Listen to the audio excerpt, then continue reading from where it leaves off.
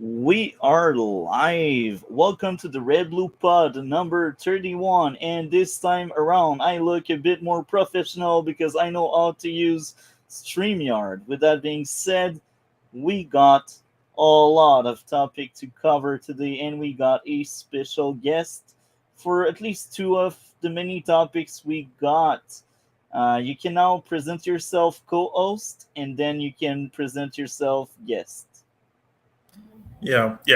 Cole, as always. I'm glad we have some guests on this time, at least one. Maybe the other will get his internet issues figured out soon. Who knows? Yep. Yeah, and I'm Marvel DC Extinction Wrestlers. Yep. So we already had a chat about DC stuff. I think it was like 2 months ago. It was in October. Yeah, it was in Yeah, October. actually, it's a long time ago when I think about that. Anyway, It was actually not that long ago because last month was December and October is pretty close to December, so it's not that long ago.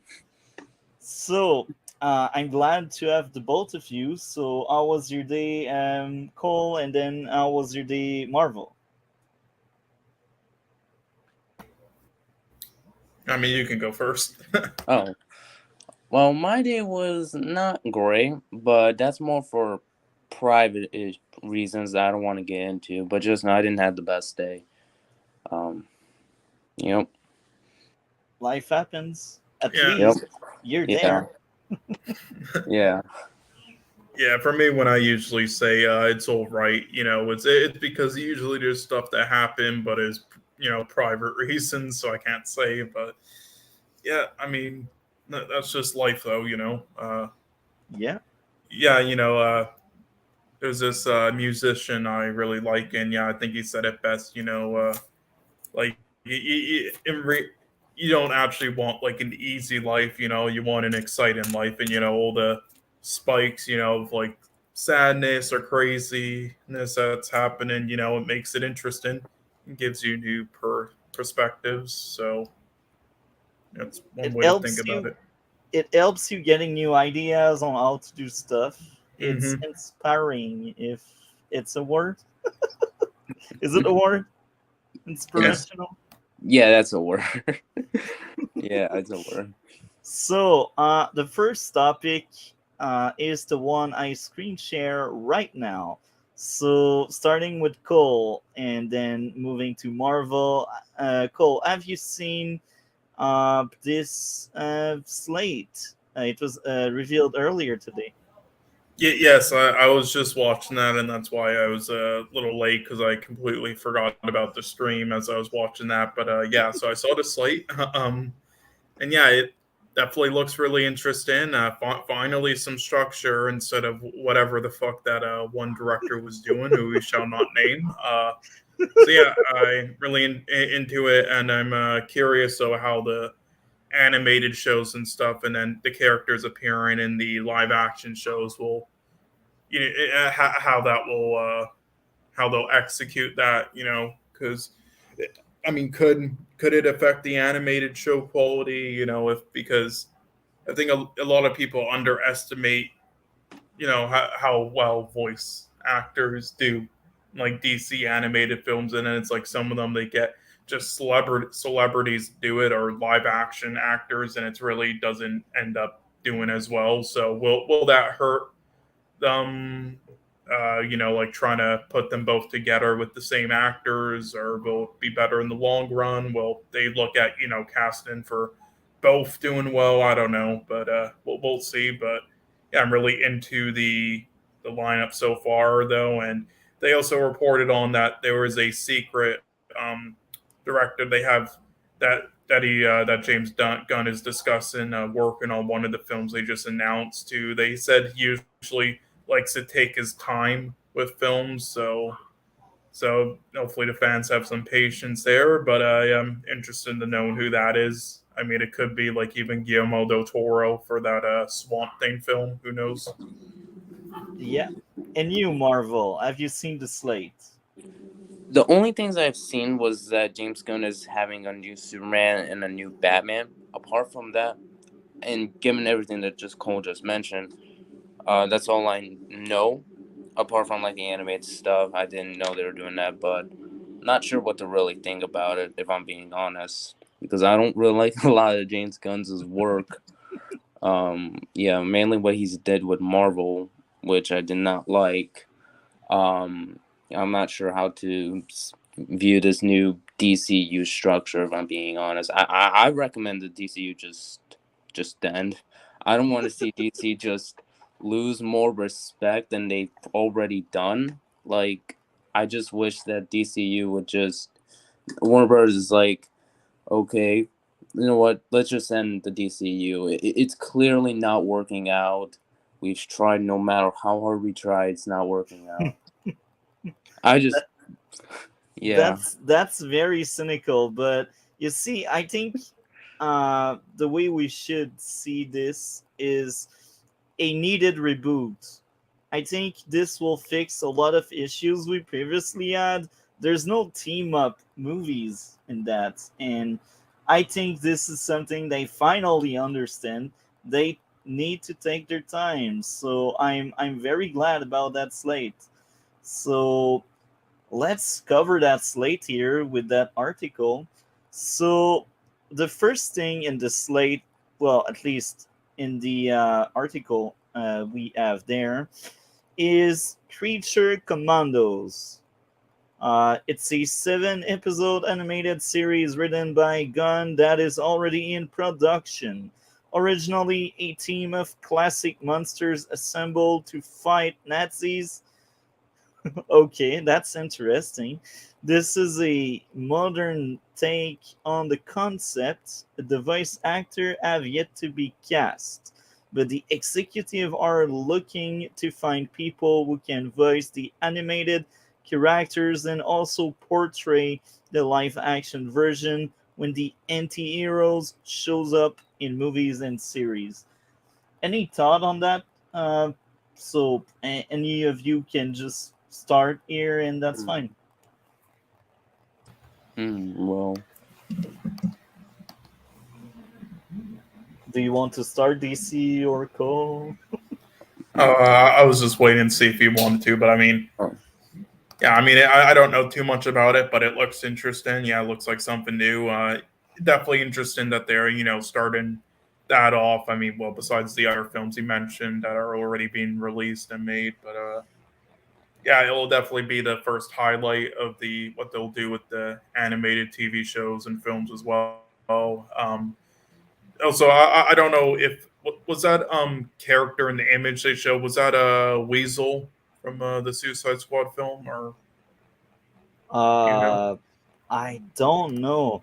I haven't seen the Suicide Squad. We will actually cover that eventually, so I Yeah, because will he watch it was in for that sure. film, the James Gunn one, and yeah, I the one that was in the image for Creature Commandos that he showed in the YouTube video on the right side, it looked like him. I don't know if it is, but yeah. Okay, and you, Marvel versus DC. Anything you'd like to share about Creature Commandos? I am kind of interested in it, but I'm not sure how I would feel about it. But I am a little interested, especially because I takes place in World War II, and I'm not sure if you've watched any of my Marvel's DC trailer stuff, but you'll know what I'm talking about if you see what you'll know what I'm talking about if you watch the trailers. So I'm a little interested in the creatures, the Nazi stuff especially. Yeah, That's good. yeah. So, I guess we can move on to Waller. Waller, in a spin off of Guns on HBO Max, its series Peacemaker, Viola Davis will return as a ruthless and morally ambiguous head of a government task force. It is being written by Crystal Henry, Watchmen, and Jeremy Carver, the creator of the Doom Patrol TV series. Starting with you, DC Marvel. Any thought on that? Hmm. Not sure what to really think about it. I mean, even though I didn't watch Peacemaker, I didn't really like what they were doing with that show. Not sure how I'd feel about this. You're not sure? Yeah. Have you seen Watchmen? The TV show, no. I've only watched parts of the movie from Zack Snyder in 2009. And so far, I really like it. I like how dark the Watchmen film actually is, and I like some of the crazy stuff they do. The film, I have seen clips of it, and I really enjoy it. The TV show, nope. TV show, no? Okay. So I almost forgot to speak myself about the Creature Commandos. It looks like a Suicide Squad like type show, and this is what makes it interesting. And Cole, we will cover that in the podcast when it comes out for sure. Yeah, we can cover all this. I mean, Yeah. So yeah, Waller. So any thought on that? Before we move on to you, Cole, have you seen Doom Patrol DC?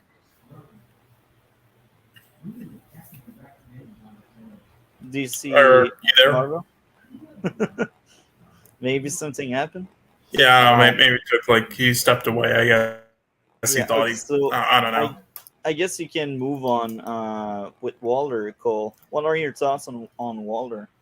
Yeah, well, I mean, I thought Doom Patrol was great, and I thought Peacemaker was great, and the Watchmen show wasn't as into as the other two. I thought it was all right, solid. Like, I don't think it again deserves some of the hate it got, and from fucking channels like the Quarter and woke. It's like if you actually read the comics, like the Watchmen comics is like some of the most quote unquote woke shit ever and political shit. So I don't know what they were smoking there, but either way, there were issues with it, but there were also good things about it. And I think the same can be said about the film as well. There's some good things in the film, but honestly, there are a lot of things that have not held up well over time, and a lot of people just kind of give the film passes just for how it accurately adapts from the comics, which I mean doesn't always automatically mean that it's an amazing product. Last of Us show. Anyway, so I'm really excited though for this because of the Doom Patrol and Peacemaker, and especially with Waller because again Viola Davis, definitely amazing actress, but also her character in the recent Suicide Squad. That was a lot of people like what one of their negatives with it though. I mean, I really liked the film, but there were some issues with it, and like and like accuracy with the villains from the comics and stuff. But it was still really good, I thought, and especially in comparison to that dumpster fire in 2016. But the one issue people had, one of the issues was they thought that Amanda Waller's character got a little screwed over, didn't get as much like screen time, showing her character off. While in the first film, they showed a lot of scenes of her just like fucking killing people and just not giving a shit, just treating them like not like pawns. So now that we're getting a show with Waller, then yeah, hopefully we get it's good that getting more of that now to make up for the lack of it in the 2021 film. That's good, man. I'm hyped for Waller. I think it will be a good show if handled properly, and I think here Guns knows that if this slate doesn't work, he will basically lose his job, and I don't think he wants that. So yeah, well, I just hope optimistic. I just hope they keep going with. Again, it all depends on if the shows and films are good, but you're always gonna have your like some speed bumps along the way, like in the MCU before they got to Infinity War and Endgame and stuff. And again, it wasn't a perfect universe, and I wasn't even a big fan of Endgame. But either way, they carried on along with it. They didn't just like stop because there were a couple bad or mediocre films like Thor: The Dark World, right? So just pursue Well, with it. they kept going after Captain Marvel, so So you're back. Okay, so have you seen Doom Patrol, DC Marvel? No, I've not watched any of the Doom Patrol. I have been thinking of watching them. I've only watched parts of Titan, but it's only the pilot, not the entire show though. I am interested in Doom Patrol though, and also Titan is rough. The best yeah, season of I've Titan is the third season, but outside of that, it's not really good. yeah, I've heard that Titans is terrible. I've heard that some people like it. I know some people like it. Flare Splatter actually likes Titans, at least from what he's told me of it. Yeah, Uh, I think there's a lot of good ideas in it, but it's just poorly executed, and it's just very sad because I feel like it could have been great, but it's not. Yeah, it's like they got all the actors from it like at a fucking strip club because holy shit, they can act. Titan fourth season is hands down one of the worst thing I've seen. The only worst thing I've seen would be like DC's Legends of Tomorrow sixth season. That's like rock bottom DC TV, but outside of that, man, Titans, I wish the best. Oh, since we are like into Titans right now, we go on a tangent here. I just like to share this news, and I think Cole will be happy about that. Titan got canceled, so we finished this season, and then it's over. No Nice. season Thank 5. God. So I I just want you to cannot- let that sink in now. All right, Titans got a fourth season, but not Stargirl. yeah, and and Cole likes Stargirl a lot, and I also like Stargirl a lot. I think among all of the live action comic book TV show, Stargirl is hands down the best one. The third season was just a blast, and it's sad to see this series having like 3 seasons while Titans get 4. Yeah, and it ruined Yeah. like the finale because they had to rush it. yeah, and the Uh, fact that that She-Hulk is getting is She-Hulk getting a second season? If so, oh god. yeah, But yeah, because have people are idiots and hate watch shit. Okay, so have Titans you seen can't. it? DC Marvel DC. Have you No, seen Shield? no, I've not No. watched Well, why, She-Hulk. why not? And It's really good. You should watch it. When I've I only sit I've only watched one clip of it, and it was so bad. I messaged Flare Spreader that I watched a clip of Shield, and it was so bad. I didn't even know what to think of it. It was that bad. I Uh, still, you're and wrong, man. It's really good. You know what the issue is? I think you're just sexist. you don't like big green girls. no, no. No, is that I So know. Like, here's the thing. I know parts of the She-Hulk character in the comics, and even then, I knew from the get-go that it would have been a terrible adaptation. But from what other people have said, I didn't expect it to be so bad to a point. Like everyone actually said that it's the worst superhero show, and even then I wouldn't say it's the worst show the worst superhero show I've ever seen. Hot take and very controversial, unpopular opinion. People have hate me for this. I'd say Netflix's Daredevil is the worst superhero show I've ever seen in my life. that's like the worst thing I've heard. But She-Hulk is rock bottom. So I Yeah, was speaking about DC's Legends of Tomorrow sixth season being rock bottom, but I'm actually wrong. She-Hulk is equal to that. yeah, So yeah. yeah, Titan canceled and Doom Patrol is also canceled, but I think based on what I've heard, we still get a proper ending because they asked the people working on both shows to make 2 ending. One ending if they have a fifth season, and one ending if they are canceled. And I think this is what they did. So at least even if Titan wasn't great, they should still have a somewhat decent ending. Mm. I hope so. Yep. So, next spot, Superman Legacy. The movie featuring the Man of Steel that Gunn is writing and may direct. All thought no commitment on that end have been made. While the 2 previous titles are meant to be aperitif in Safran's words, Superman is the true kickoff for the duo's DCU plan. It's not an origin story, Safran said. It focuses on Superman balancing his Kryptonian heritage with his human upbringing. He is the embodiment of truth, justice, and the American way. He is kindness in a world that thinks that kindness is old fashioned.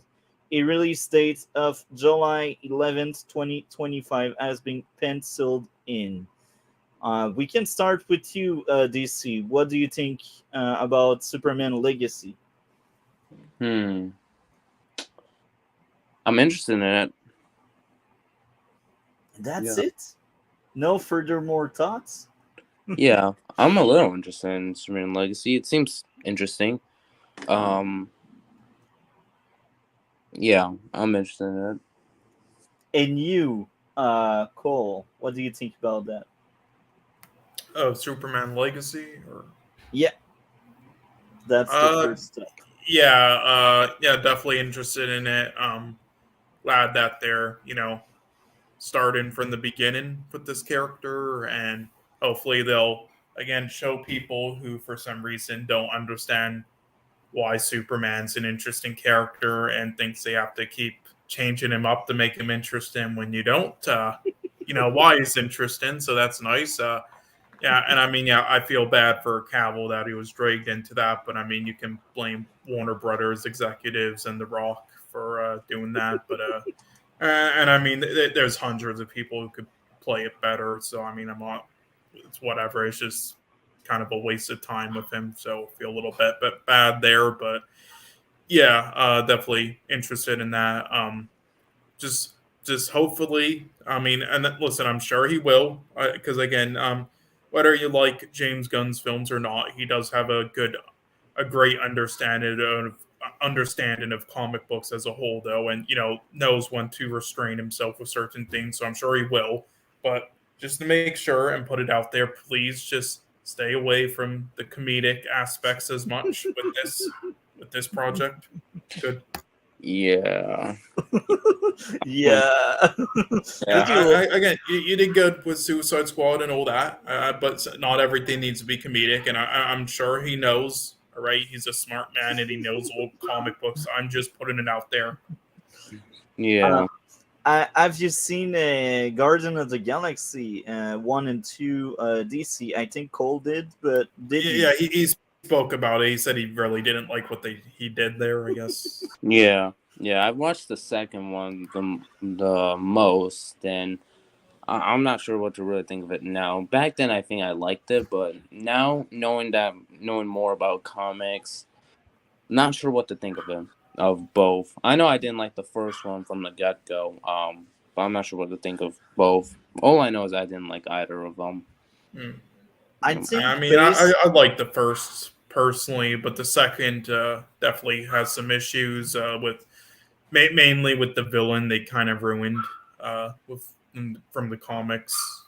Yeah, and they kind of give away the reveal in the trailer where, and which in my eyes was a big mistake. I think based on what I've heard and seen from Gunn, he doesn't really care about the comics, and it's a bit sad because then he's not writing an adaptation of something. He's always making his own things, and he just plasters like the IP on it. Even if he's good at making stuff, it could be great if he would for once just follow the comics. Now, I'm not reading comics, so that's just based on what I've heard and seen, but you're adapting something, so I think that's the biggest worry there. I really hope Superman will feel like Superman. I've seen many iterations of Superman. I've seen Smallville, Superman and Lois, and of Steel. So I've seen the Reeve movies, the Bad Superman Return. Like I've seen everything Superman. So I really hope this one is a new take on some basics that Superman was doing in the past, if you know what I Yeah, mean. I think it will be because, I mean, again, it is him just starting out, I believe, younger Superman, so I think they'll focus on that. But, I mean, listen, the good thing, no multi-topic, is you can't get any worse than Superman Returns and Man of Steel, so that's always good. That's what you said. Wait until Superman Legacy is coming out. Yeah, if this ends up being like a She-Hulk level, I'm gonna... Look, I'm really wondering what villain will be in the first one. I hope they do a new villain we have not necessarily seen in movies. Like, I don't mind if it's a villain coming from like TV shows and stuff, but take something else in Zod. We already had like 2 movies with Zod. We already had like 2 movies with Lex Luthor. So I really hope they will. We actually had 3 movies with Lex Luthor. I almost forgot Batman versus Superman. We had 3 movies with Lex. But I really hope they use a new villain. Like, I don't know, Lobo, maybe Brainiac, because he was only in the Smallville TV show. That's the only iteration I know. And the iteration on Krypton, but that one was kind of bad. I don't know if guys have seen Krypton. I've not seen it. And you, Cole, have you seen Krypton? Not really. We will cover Krypton eventually on the podcast. Like, it's not the worst show I've seen, but it's not really great. I think it's a bit better than Titans, but that's not much to say there. I really hope we get new villains. I'm kind of done with Zod and Lex. So Yeah, like there's a lot of villains that they could have used in Superman movies. Like there's Ultra Humanite, there's Atomic Skull, there's Cyborg Superman, and Superboy Prime as well. I'm not sure. I feel like that's one of the problems with DC as in DC films as a whole. They always seem to do the villains that most people know, whereas like say on like the Flash show, some villains like Gorilla Grodd are still well known, but and like not sure how to say this, but they do use some main villains, and even then, they still try to try to show other villains who probably are not that well known. Like on Arrow, you had China White, who is a Green Arrow villain, who isn't really that well known in the DC universe, and even then, they did a lot of episodes with her. I wish DC did something like that in their films, where you have this character that may not be well known in the DC universe, like say Batman or Superman, but is a prominent character in some this character's stories. I wish they started doing that more. Yeah, and like even like when we speak about Superman, another one that comes into my mind would be Bizarro, and as you said, Cyborg Superman. But I feel like these two, they're more like for a sequel, like to make people adopt Superman, and not really a first movie, because in the first movie you need to establish a character, even if it's not an origin story. You cannot make a story from the start where people already stop trusting you because your villain, it looks like you and acts differently but looks like you. So that's my way of thinking. I may be wrong on that, and like right now it's too early for Darkseid because it will be like the first movies. Yeah. So I really hope we get more different villains that were not adapted in movies yet. Yeah, I wish they do, but I'm pretty sure they're gonna go with the usual, Lex Luthor, General Zod. I'm pretty sure they're gonna go with the usual. Doomsday. Yeah. But Doomsday is fine because we actually haven't seen him in movies like live action. I don't think so. He wasn't in Smallville, but he was also in Doomsday was also in Batman v Superman. He was the you're right. In the final battle. I almost forgot about that. You see, this is how forgettable Batman versus Superman was. I've seen it many times, and I actually forgot Doomsday was in it. But that was like Zod corpse turned into Doomsday. Yeah. Oh my, that movie. Next up would be Lanterns. Except if you guys want to add something else to Superman. Not really. Okay, so next up, Lanterns. Correct, Bill and T, long in the work, like 10 years. Green Lantern TV series has been scrapped, and Gunn and Safran have parted ways with the longtime DC series steward. In its place will be a new take on the space cops with power rings. Our vision for this is very much in the vein of True Detective Safran described. So here I pause because I think this approach looks amazing. What do you guys think about the vein of True Detective? Starting with whoever wants to start. I'm very interested in this Lantern show.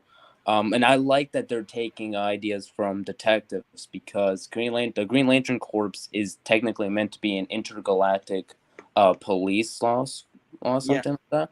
And I like that they're doing it. It basically adds more like you're adding kind of like that Batman like style that they use in some of the films, like mainly the Robert Pattinson one and the Dark Knight trilogy one, and I guess even the animated series one.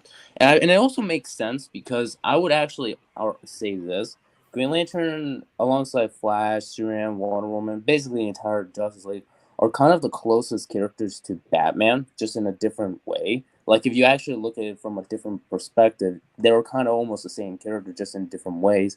And I like that. I like that they're actually doing it, and I also like that they're going to connect some Green Lantern stuff because even though I like the 2011 Ryan Reynolds' Green Lantern movie, I feel like they did add something when they add like police training or the training scene and the first opponent Green Lantern goes up against. Parallax is a little bit not sure how to really feel about that, even though I do kind of like the design and I like how he adds to the story. I'm not sure how, like you said earlier with Superman, I'm not sure if he would really have worked for the first villain. I mean, they could have just set him up with Hector Hammond, but yeah. And I also like that. I also feel like for a Green Lantern show, they should start off small. It's kind of like what they did with the I guess Superman movies because they first in the Christopher Reeves one, at least the first two. The first one they had Lex Luthor, and the second one they had General Zod with Luthor playing a role.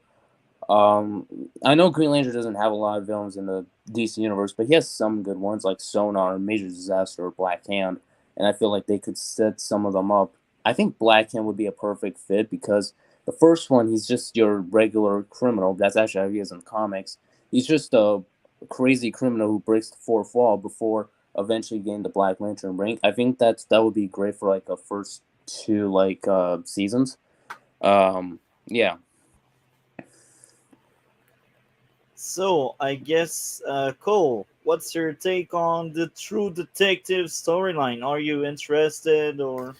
Yeah, so I'll be completely honest. I don't know too much about Green Lantern. I haven't really read the comics yet or know anything outside of that trash film, but I know he's like a fan favorite. Honestly, I went to that premiere when I was in Costa Rica when that film was coming out, and yeah, everybody was so excited. Like I saw so many people with, like collector reins and everything on, so hyped to see it, and their reaction after the film ended was just hilarious. But anyway, no, this show though sounds amazing, and I'm really excited. I love the idea of it all. So yeah. So now my take on it, I like that. I just like that True Detective. Like the Batman was my favorite Batman movie because it has a detective side to it, and that wasn't something that was a focus in any previous live action Batman. I don't think so. Like I think West was too like cringe worthy to be a detective thing. So I think that was and sound the first iteration of detective stuff. So I'm really curious about that. But now we keep going with it's terrestrial based. Now I'm not quite sure if I understand correctly, but does this means they plan this to be on Earth?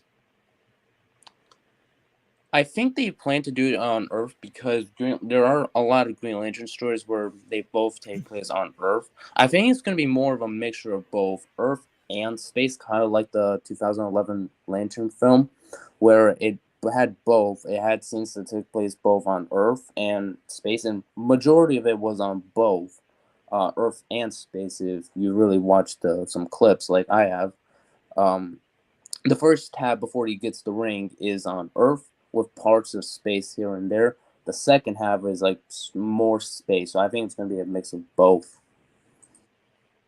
What do you think about that, Cole? Earth base or Not really sure, honestly. so here my biggest worry is this should be a space storyline because it's the Green Lanterns, and I understand like I don't know if it's all or John Stewart, but one of the two find the ring on Earth. So maybe that's the only moment where they are really on Earth.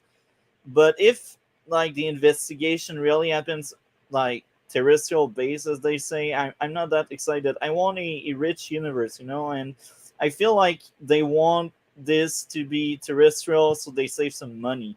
I think that's my biggest worry with this because Lanterns looks like something that is great if you got the money, but if you want to like save money while making it, that may be an issue.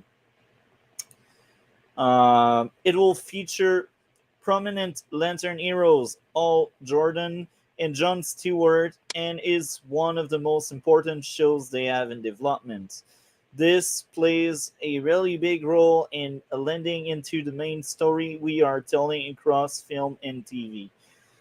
So, um, what are your takes to the both of you about TV and movies getting all connected together, like basically the MCU? Yeah, Mm-hmm. again, I like it, but I'm just a little concerned about how it will affect some of the voice acting if they're gonna mainly prioritize over live action, and then they don't really do as well with the animated shows or whatnot. But yeah, that's my only issue. I'm not sure what to think of that because on one hand, on one hand, I can understand where they have a movie and a show that take place around the same time. However, however, usually sometimes I feel like to understand that they're part of the same world, you kind of need some references that happen on the film or show on both or one. And sometimes it's very hard to make those things. It's kind of hard for to make out a reference to something that happened. Like, let's just say, for example, we have a Batman movie and then we have this Green Lantern show. Well, the Green Lantern show will have to make references that happened in the first Batman movie at one point. Maybe like say in the first season episode like 5 or I don't know 40. They make a reference to like something that happened in the Batman film, like something like that. I would like because it shows that they're actually someone connected. Um, but at the same time, I'm not 100% sure what to really think about. So I'm both. I can kind of understand, but I'm not sure how to really feel. Like more in middle of the road.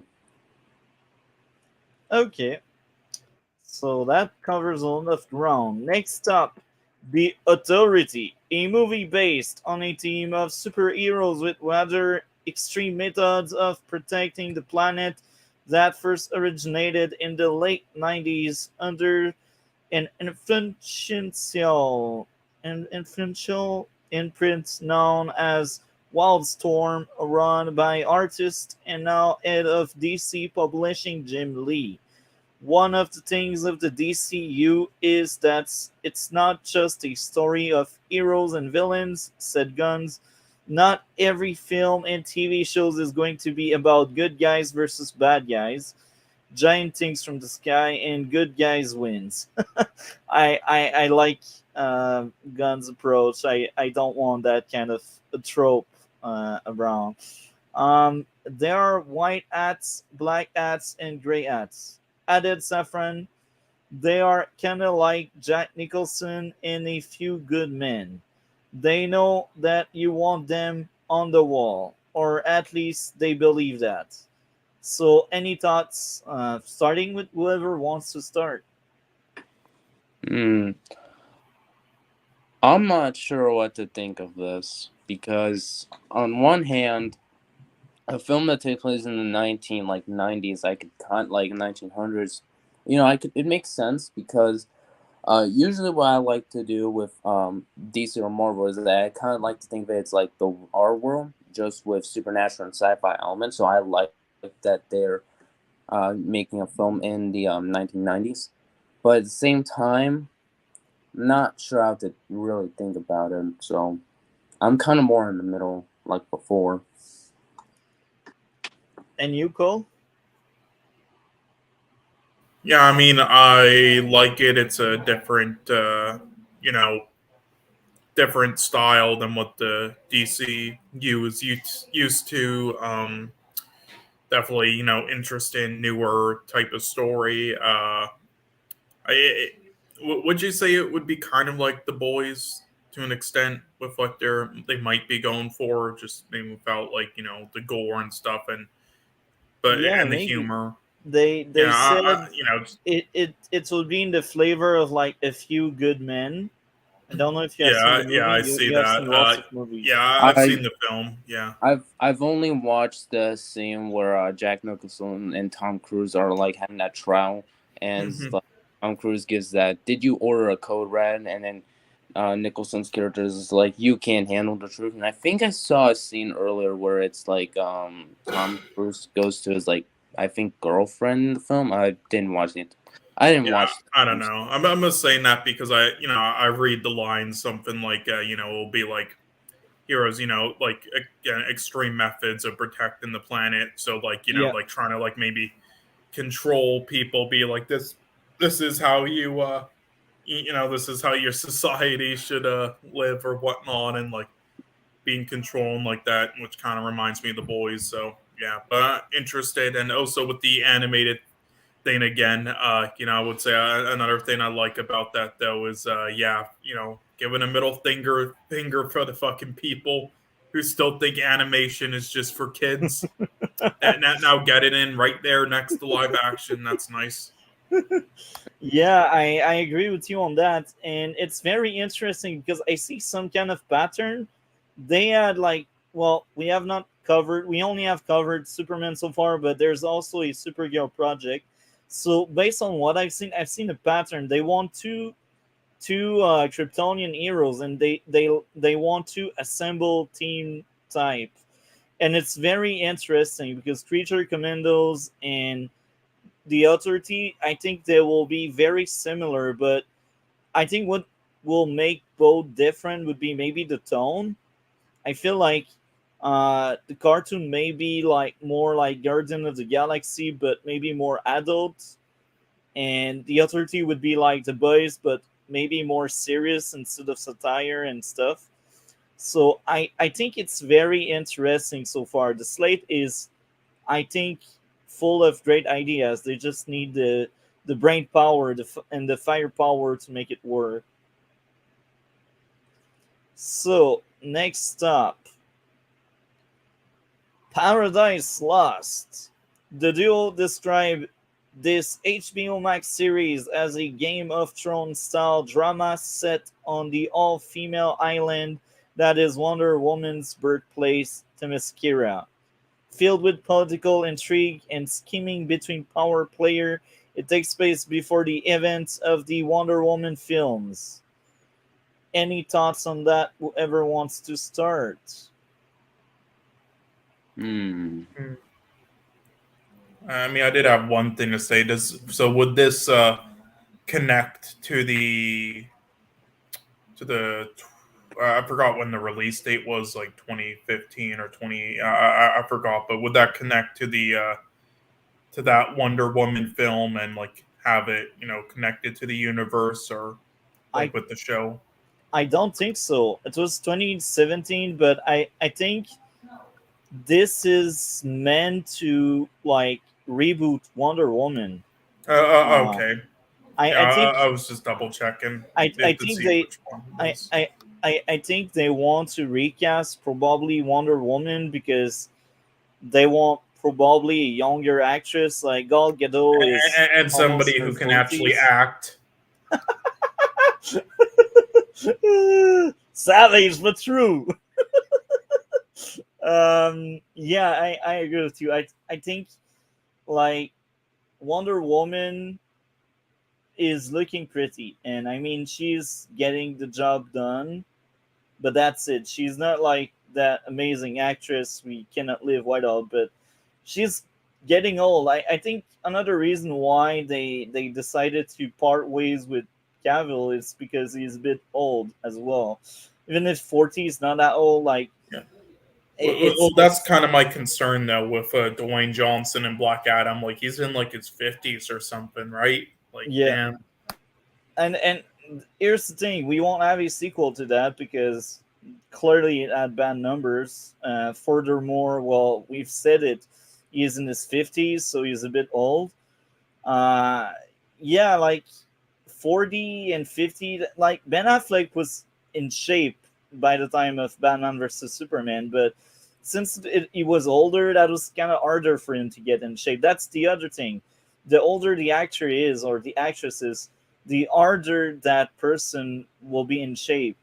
So that's another worry they have because most of their superheroes they want them to look good, like they are ideals, like they are like the dream people we wish to be. So yeah, any further thought about Paradise Lost? I guess not really. So I will say this: I think among all of the exciting project, this is the less interesting for me, but I'm still interested because it's different. And I think that's the point of Paradise Lost. They want to make something different, uh, and that's interesting. Um, Oh, as long as it doesn't do some like fucking Gotham type thing, it's absolutely great. Then that would be yeah, nice. yeah.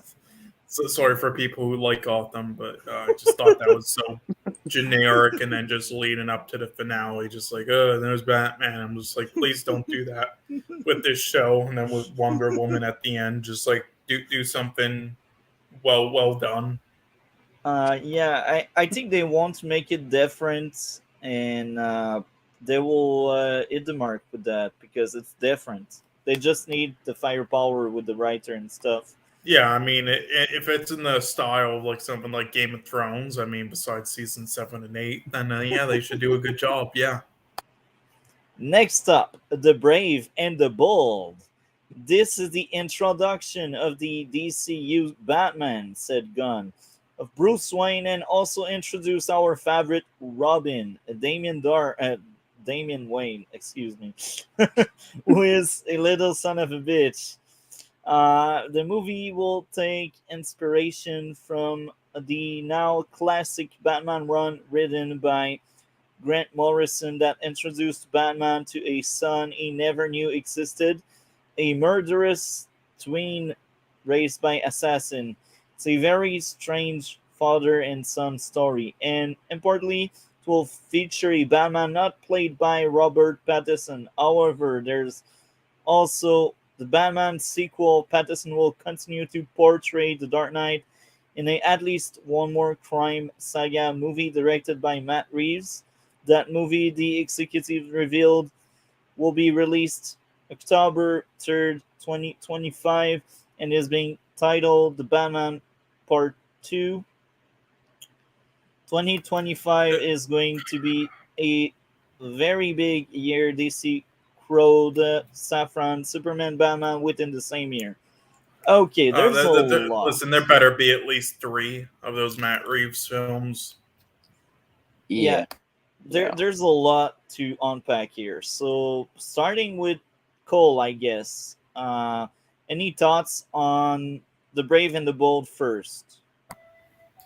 I mean, okay. Unlike the Superman one, I will. Again, I still like the idea. I think I would have went for something a little different though. Like again, we've seen so many times like the Batman, the classic Batman origin stuff, but only in glimpses though, honestly, and it never and when it wasn't in glimpses, not never one that was actually done like really properly though. So I would have liked to see more of that to start off right away as kind of like the introduction to DC's Batman. But and then maybe this as like the second film instead. But I don't know. I guess I'll tie it into quickly. I guess I don't know, but yeah, I mean it's all right, I guess. But yeah, I didn't expect to get like the Bat family this quickly, but okay. Yeah, I understand your point. So before I move on with my perspective, what is your take on that DC Marvel? I'm not sure what to think of it because, like, I like Batman Forever, and I feel because because in the Burton verse that's usually what it's called, because there's 4 movies: Batman Returns, Batman Forever, and Batman Robin. It took until Batman Forever and Batman Forever to introduce Robin, where you have the first 2, Batman and Batman Returns, being just straight up Batman on his own. I think another thing I would feel like they should have done is just connected to Robert Pattinson universe, basically saying that it is the Robert Pattinson universe as like a key way to make the new DCU structure. Like, I feel like I sometimes feel bad for these actors that are putting so much hard work into making a great movie just for the Warner Brothers to say, it's not part of the DCU, even though I think they should have. Like, I really wish they did this Brave and the Bold show connected to the Robert Pattinson universe. Like, come on, we couldn't have at least a connection. You know, we I mean, couldn't have like, I will say one thing. All the actors and the director, they did kind of want it to be separated. So I mean, Yeah. as long as they don't like cancel any films, they make as many films as they want to. mm, Then I'm kind of cool with it personally. But it does make it confusing, and for the marketing, like if that will affect the ticket sales because they're like, wait, this is a little confusing. 2 Batmans, like what? Yeah. yeah, yeah, but that's my opinion on the whole thing. I'm So not, yeah. I'm glad it's different because Reeves has his own vision, and so far I enjoyed a lot of his vision. So I'm fine with them being separated because if your movie is thrown into the DCU, this means your movie can be affected by the DCU in itself. But if it's its own thing in the pocket dimension, even if it's not connected to the bigger stuff, you can still do a great universe there in that pocket dimension. And I think you need that for to maintain the creativity, because the moment you interconnect everything is the moment where some of your stuff will lose a bit of its identity. Um, it's the sad part of it. Like, do you see Matt Reeves with the tone we had with the first Batman, tracking jokes here and there? I don't. I don't know about you, but I know I don't.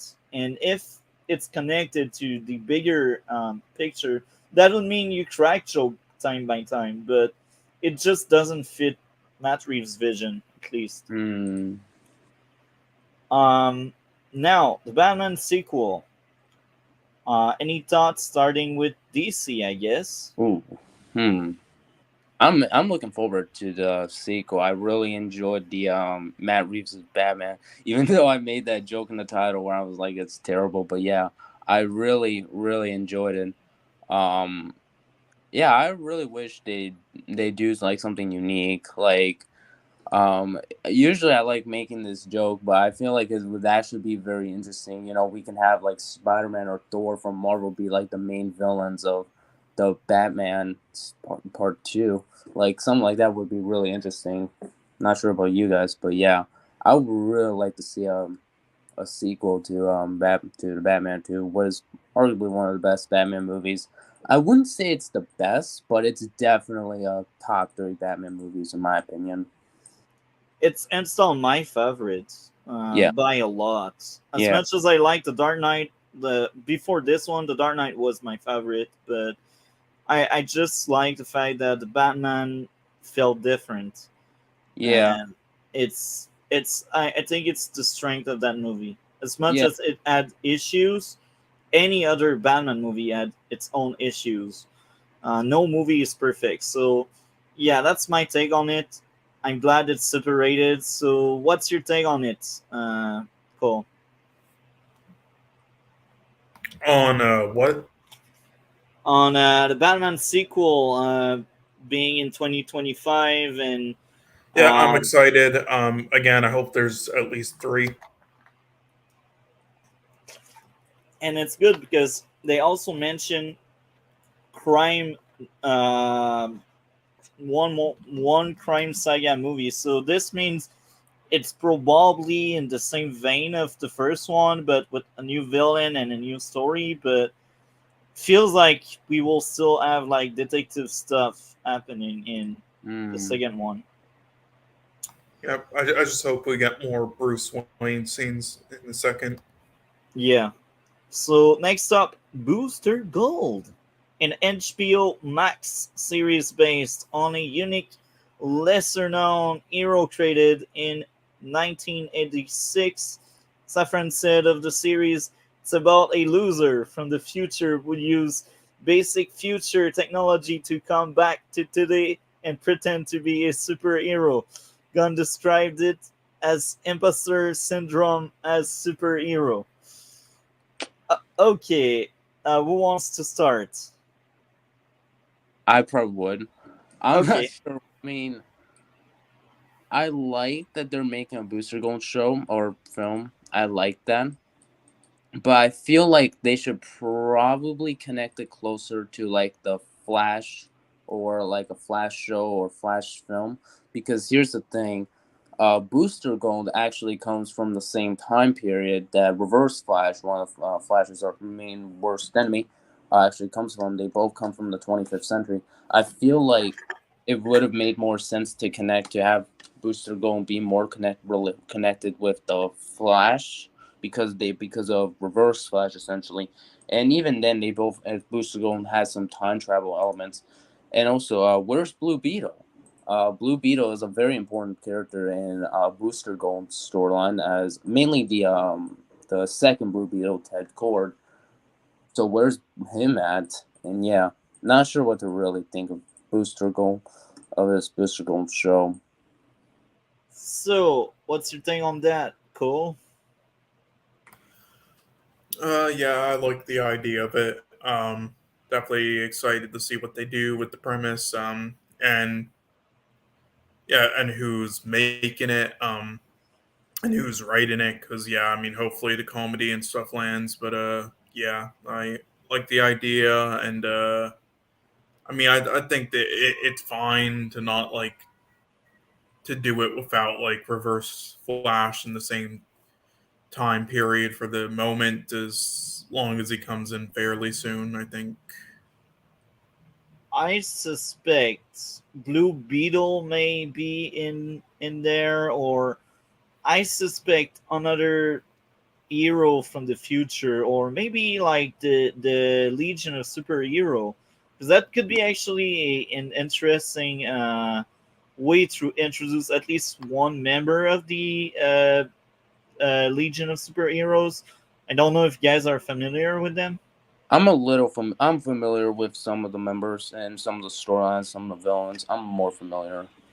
But yeah, So, are you, Cole, familiar with Legion of Superheroes? Yeah, for the most part. So I suspect maybe one or two of them may show up, because I feel like if Booster Gold is like the only hero in that movie, I don't see it working. Like the few iteration I've What do they say? seen, It's a series or yeah, it says it's a series.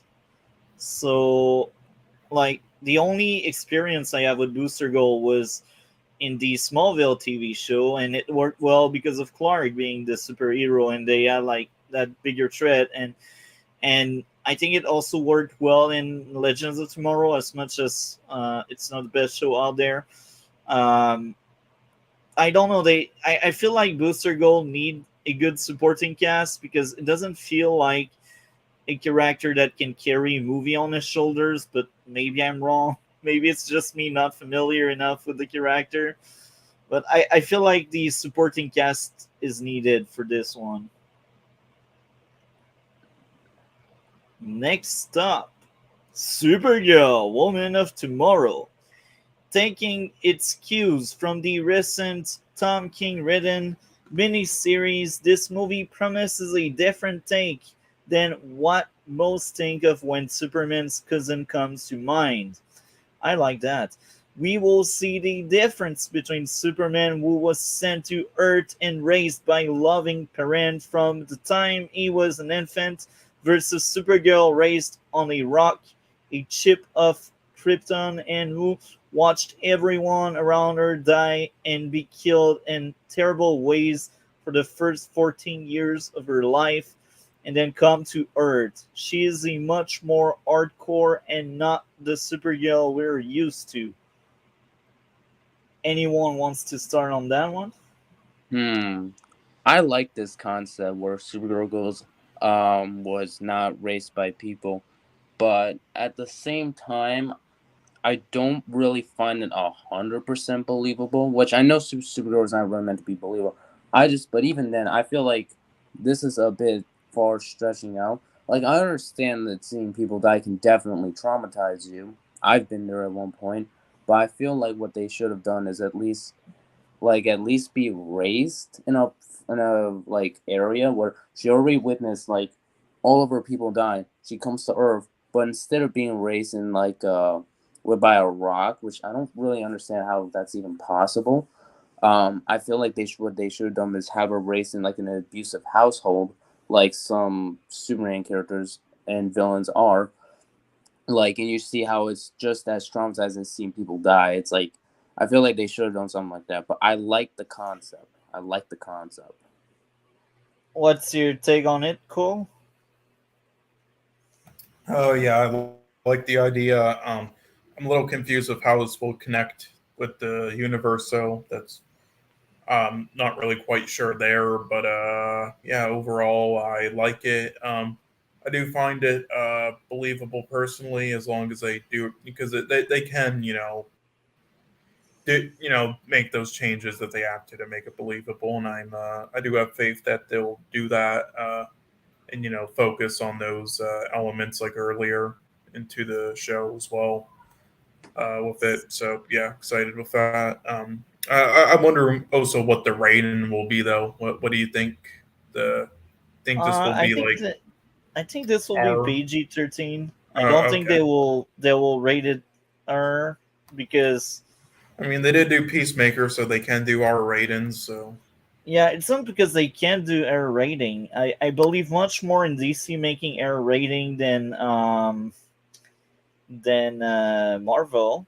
But here's the thing: I feel like something would be the thing rated R, and right now I feel like um, they are on a path where they need to make money, and I won't say like rated R don't make money. That's not what I'm saying here. It's they will make more money for sure if more people can see it. There's more chance on making more money if more people can see it. And this is why I think Supergirl, even if it will be darker than Superman based on that premise, I do think it will remain PG-13 because this is also to wash away the bad memory of the Supergirl TV show and the movie. So I think they will make it PG-13. Like even if she's more hardcore, like I think it's smart to just make it PG-13 so more people can see it. And I will go further with this. I think this project sounds amazing. Uh, I'm glad we finally get a like Supergirl is basically Superman cousin, but this time around she won't feel like just female Superman. She will be a character of her own. And I think this is part of the charm of that story. I just hope it will be done properly, and if it's done properly, that may end up being my favorite Kryptonian, and I'm very excited about that project. I just hope it's well handled.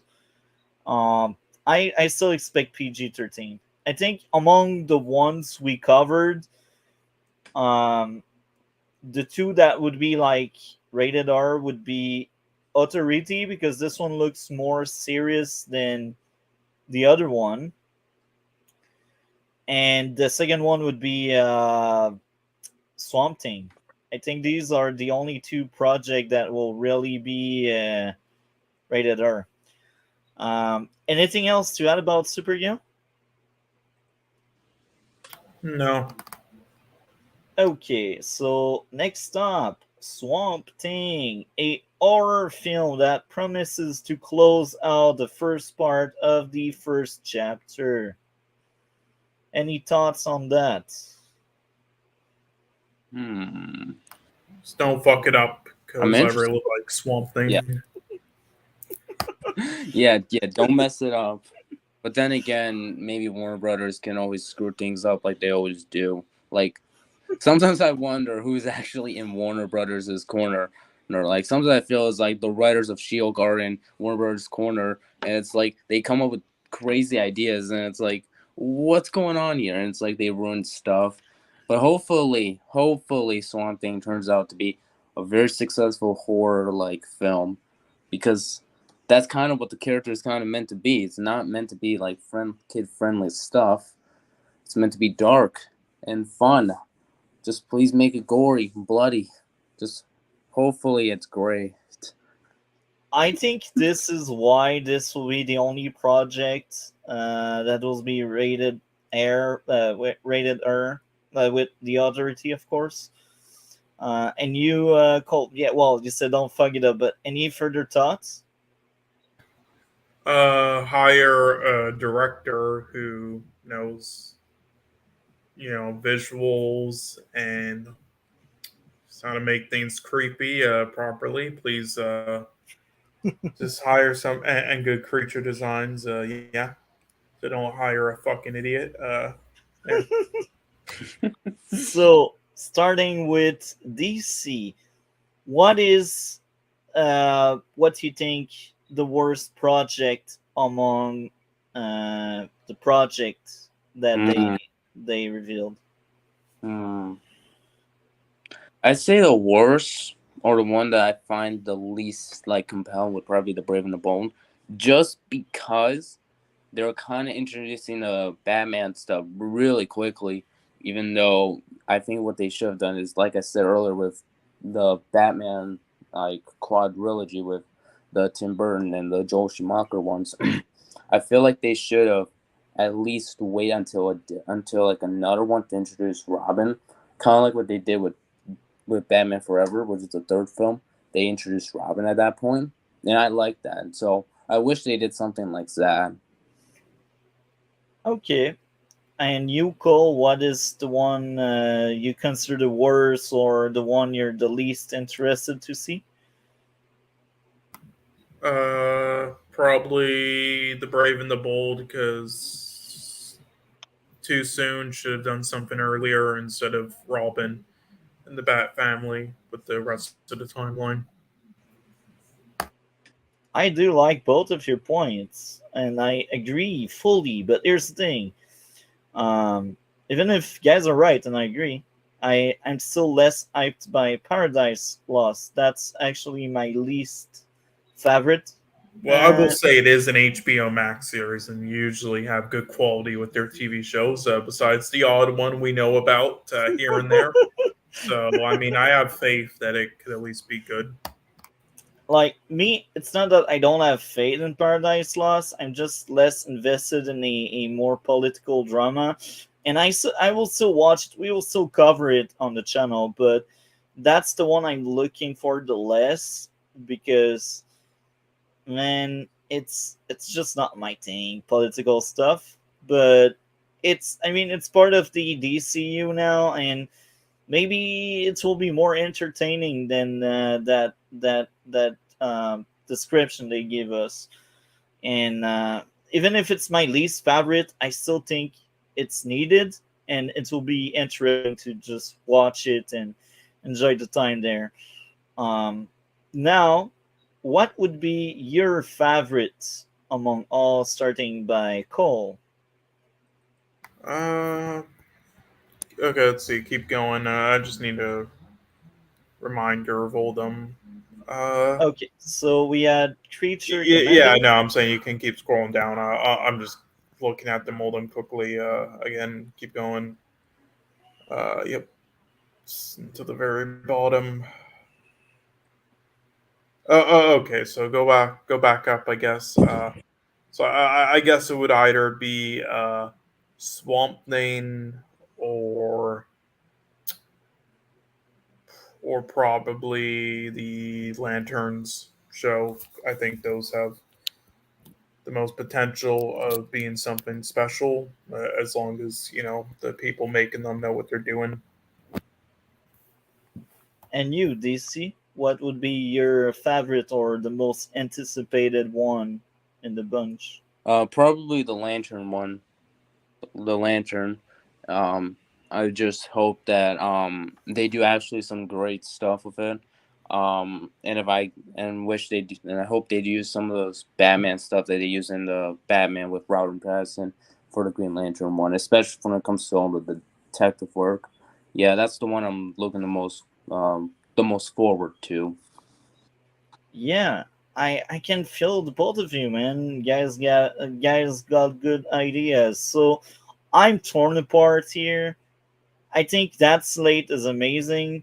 It's much better than what I expected, and I think the one I'm the most excited about would be Supergirl Woman of Tomorrow, because I just think having a new take on Supergirl that is different and meant to be different, it could be great. It's also the one that scares me the most because they can really mess that one up if they don't hire the right people, either for Supergirl role or for writer. They can really ruin that one. But that's the one I'm excited the most. But the close second for me would be like either Green Lantern stuff, because Lanterns looks amazing, detective stuff, man, and um, the Batman sequel. Uh, it's just great. That slate for me is amazing. I'm excited about most of these projects, but if I would name like one, I look forward the most is really Supergirl, but Lantern is a close second, I think. Supergirl is also the one that can mess up the ECS, I think. um, so yeah, any closing thoughts on the slate before we move to the Flash topic? No, not from me personally. I will just say I hope. I mentioned this before, but I do hope James Gunn keeps he keeps writing stuff for he's writing stuff for films like the Superman one, and that's good and all. But I hope he also really focuses on more like C or D level characters from comic books and like up in them as he did with Peacemaker, because I think that's what he's best at. Yeah. And you, do you see any closing thoughts on that topic before we move on to the Flash? And nah, I just hope Warner Brothers doesn't screw up anything, which probably would happen. But I mean, sometimes you gotta fingers crossed, and you just gotta wish it happens. But yeah, that's all I have to say. So I think this is the view of everyone. Like I'm scared they mess up that one because that's like their last chance, And I think everyone involved is really stressed out about it because I know they will get fired if that fails. But these projects, they all look great. They just need the right people and the right firepower for this. So now, The Flash, season 9 will start next week on Wednesday. So we have the discussion about our expectation, where we gave up on the show in Cold Case, or what we remember the show as being in my case and DC case. Now, to start off this discussion, Cole, when did you stop watching? What season made you give up on The Flash?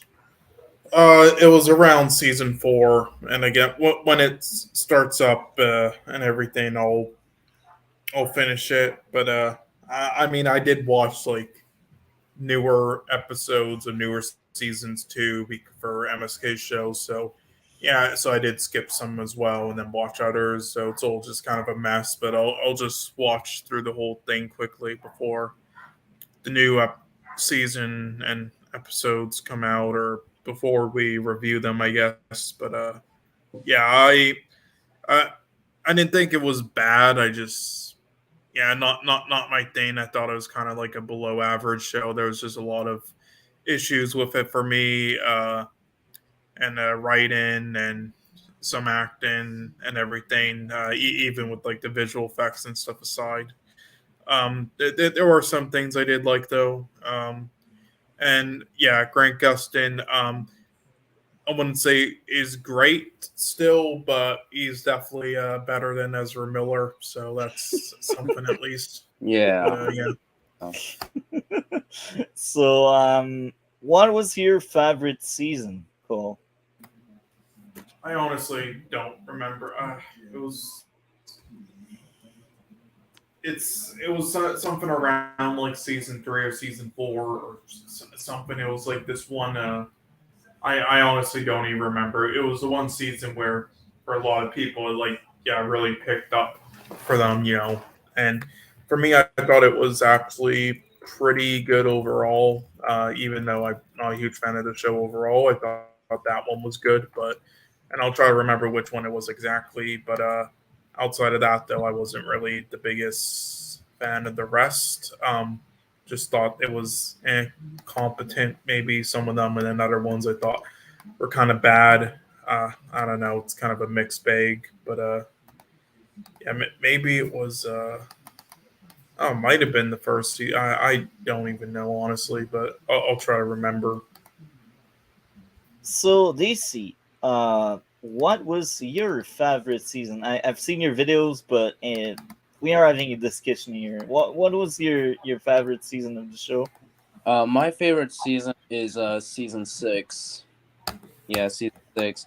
I enjoyed season 6 because of the writing and how the two storylines were actually able to kind of merge kind of perfectly, with the first storyline kind of setting up the second one with Crisis and with blood work and all that. And I also enjoyed the horror elements that they had in the first tab with blood work. And I enjoyed the second part of half as well, when they had like Barry going a little crazy and saying, "Oh, Iris is fake." Yeah. Or Mirror Iris, I should say. Yeah. And I enjoyed the Mirror Monarch stuff. Unfortunately, it was a little disappointing in season 7. Yeah.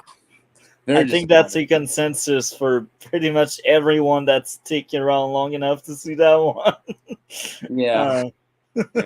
So, what guys are the most excited about season 9?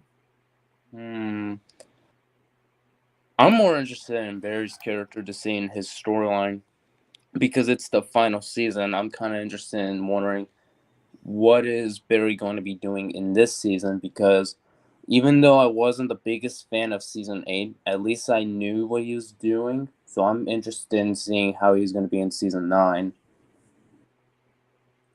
Okay. And you, Cole, what are you looking for? Yeah, just get the characters right this time. Just that's the main thing. Just want the characters to be done well. That's it, really, for me. Again, not as big of a fan of the show, but yeah. So Arrow, Green Arrow will be there. We don't know if it's flashbacks or if it's some kind of dream thing that will happen, but you will be back. What do you think about that, Cole? Green Arrow. I know you were not the biggest fan of Oliver Queen and Arrow, but what are your Yeah, I thoughts on that? mean, I don't mind it, honestly. This is the last season, isn't it? Yeah. I mean, it's whatever. As long as it's connected well, it's whatever. And you, DC, what do you think of Oliver coming back? Not sure what to think of it, because for me it kind of disrespects Arrow in the sense that because Oliver Queen ended, Arrow ended, I've always felt like his death and how it affected Barry in season 6 was the right way to do it. But I feel like having him come back kind of ruins that. It ruins the arrows, and it's like Oliver Queen just died for nothing when he's gonna come back in the final season. For me, I don't like the idea. I think what they should have done is have it be where Barry actually dies and not have Oliver come back, and you see flashbacks and memories of Barry with Oliver Queen, knowing that this is Barry's final days. I feel like they should have done something like that. Bringing him back kind of just ruins Arrow's final season and kind of destroys the entire Arrowverse, in my opinion. Except if it's a flashback. Yeah, flashback. That may end up being the case. Maybe it's a flashback. Yeah, flashback or hallucinations, I'm perfectly more okay with them. But actually bringing him back, which I'm pretty sure is the main thing that they're doing, I'm not sure how. I don't think I'll have a positive reaction about that. Maybe it's an alternate Earth. Maybe. Oh my! I've just seen something funny on Facebook on the site. So yeah, I think we will get several villains. Red Death and what's the other one? Cobalt Blue. Have you read the comics, Cole? For what? Sorry. Have you read the comics? Do you know about Red Death and Cobalt Blue? Not too familiar, but some sure. I read some of it. And you, DC? Yeah, I've read some parts of it. I read parts where Red Death. I know Red Death is a Batman Flash and parts of Cobalt Blue. Origins. Okay. So which one you're the most excited to see, Cobalt Blue or Red Dead? I'm not sure. I mean, I've kind of lost hope that they would have actually showed up before the final season. I even made a video saying I don't think they're even going to be in the final season. I've always thought it would have just been Reverse Flash and Zoom from season 1 and 2, but never thought Red Dead or Cobalt Blue. So I'm not sure what to really think. Especially introducing them this late into the show, I'm like, it just makes it even worse. Well, I mean, I would like to see Cobalt Blue between the two more, but yeah, I don't really care either way. I think we already had Reverse Flash in the 8th season anyway, so I don't think he will come back. Maybe for one episode, but there's no way they will add him into the mix to be like a third villain because they only got 13 episodes. And one of them will be like a celebration of the show, I expect. Like the finale will probably end the storyline they finish the season with, and then they write off the characters and they give us a proper ending. I expect, since it's Eric Wallace, a lot of cringe-worthy moment about love. Red Death and Cobalt Blue will all be driven by love. Finding love.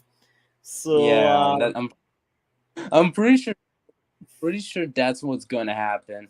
Red Dev and Cobalt Blue are is gonna have something related to love, and that's how they essentially defeated them. Like, come on, really? Like, even I can write something way better than that. Like, not sure if you've seen my versions of my videos on what if I wrote the Flash season 7 or my what if I wrote the Flash in 8, but they're clearly not about love. They're clearly much darker than that. The thing is, you can have a love plot being somewhat good, but all comes down to the writing. And season 8 and season 7, it wasn't the best showcase of love. let's leave it there. So Yeah. except if you guys want to add more to the Flash topic, I think that's it for the Flash topic. We don't have much to say. I think everything was said, except if someone would like to add more. I will take that for a no. So right now we are done with the two biggest topics. So Marvel, except if you have seen the Constantine TV show, I don't think you did. Did No, you? I've not watched it. So except if you want to stick around, that's the next topic. Um, so yeah, we will cover Constantine. You had enough time to finish it, right, Cole? Yeah, I finished it. Wasn't too impressed with it, but it was not. It was not bad. I'll say. I just thought was mediocre. Honestly, I thought it would be terrible, but it's just mediocre. It's um, the budget was definitely not really there in that show, though. That's for sure. It was kind of like one of those fucking like soap opera budget level shows, honestly, that they try to attempt with. Like, holy. Okay, so with that being said, Marvel, thank you a lot for coming. That was a great hour and a half with you. Mhm. Is there Yeah. any videos or stream you'd like to plug? I left in the description below your channel. So is there anything you'd like to plug or say? No. I will have to say is thanks for having me on the show, on the podcast. It was a really nice podcast doing this with you and Cole. Yeah, I wish Flare Splitter was here, obviously, but then again, technology is always a nightmare. Yeah. Well, I mean, when we do the last season of the Flash episode per episode, we'll do that each stream. So yeah, Yeah. you can appear on any of them. But I will- I mean, if there's also just any topics outside of Flash or DC and MCU that you want to talk about that we do each week, because we do talk about films and stuff each week, then yeah. I could send you like the list of movies, and I will surely send a link so you can join if you want to. Like I'll just say, like right now we're basically going through like all of the at least like the most or the majority of like the films that kind of got nominated for Oscars this year, and especially the 10 Best Picture ones. So we've been kind of going through all that, and next week we'll be discussing both Avatar films, for example.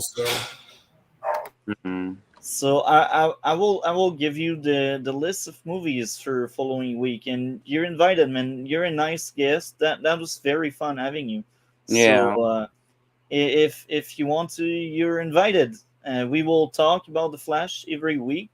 Now next week, we will talk off stream about that, Cole. But I don't know if if we will do Tuesday. We will talk about that later. But if we do Tuesday, that means we won't be able to cover the Flash because the Flash is airing on Wednesday. Oh, okay. Well, no, that's fine. Just any day next week. So maybe we will do it Tuesday. Like the best scenario case is we do it Tuesday as usual because I think that works well with your schedule. But that's my schedule that may change. So if we do Tuesday, no Flash, but we have our usual schedule like TV shows and movies. But if we do it like on Thursday or Friday or Saturday or whatever the day after Wednesday, we will be able to cover the Flash next week. But there's the thing: if we do Wednesday, that means we cannot cover the Flash either because the Flash is late. I think it's like 8 or 9 p.m. Um, so yeah, the Flash, either we cover this next week or the week after.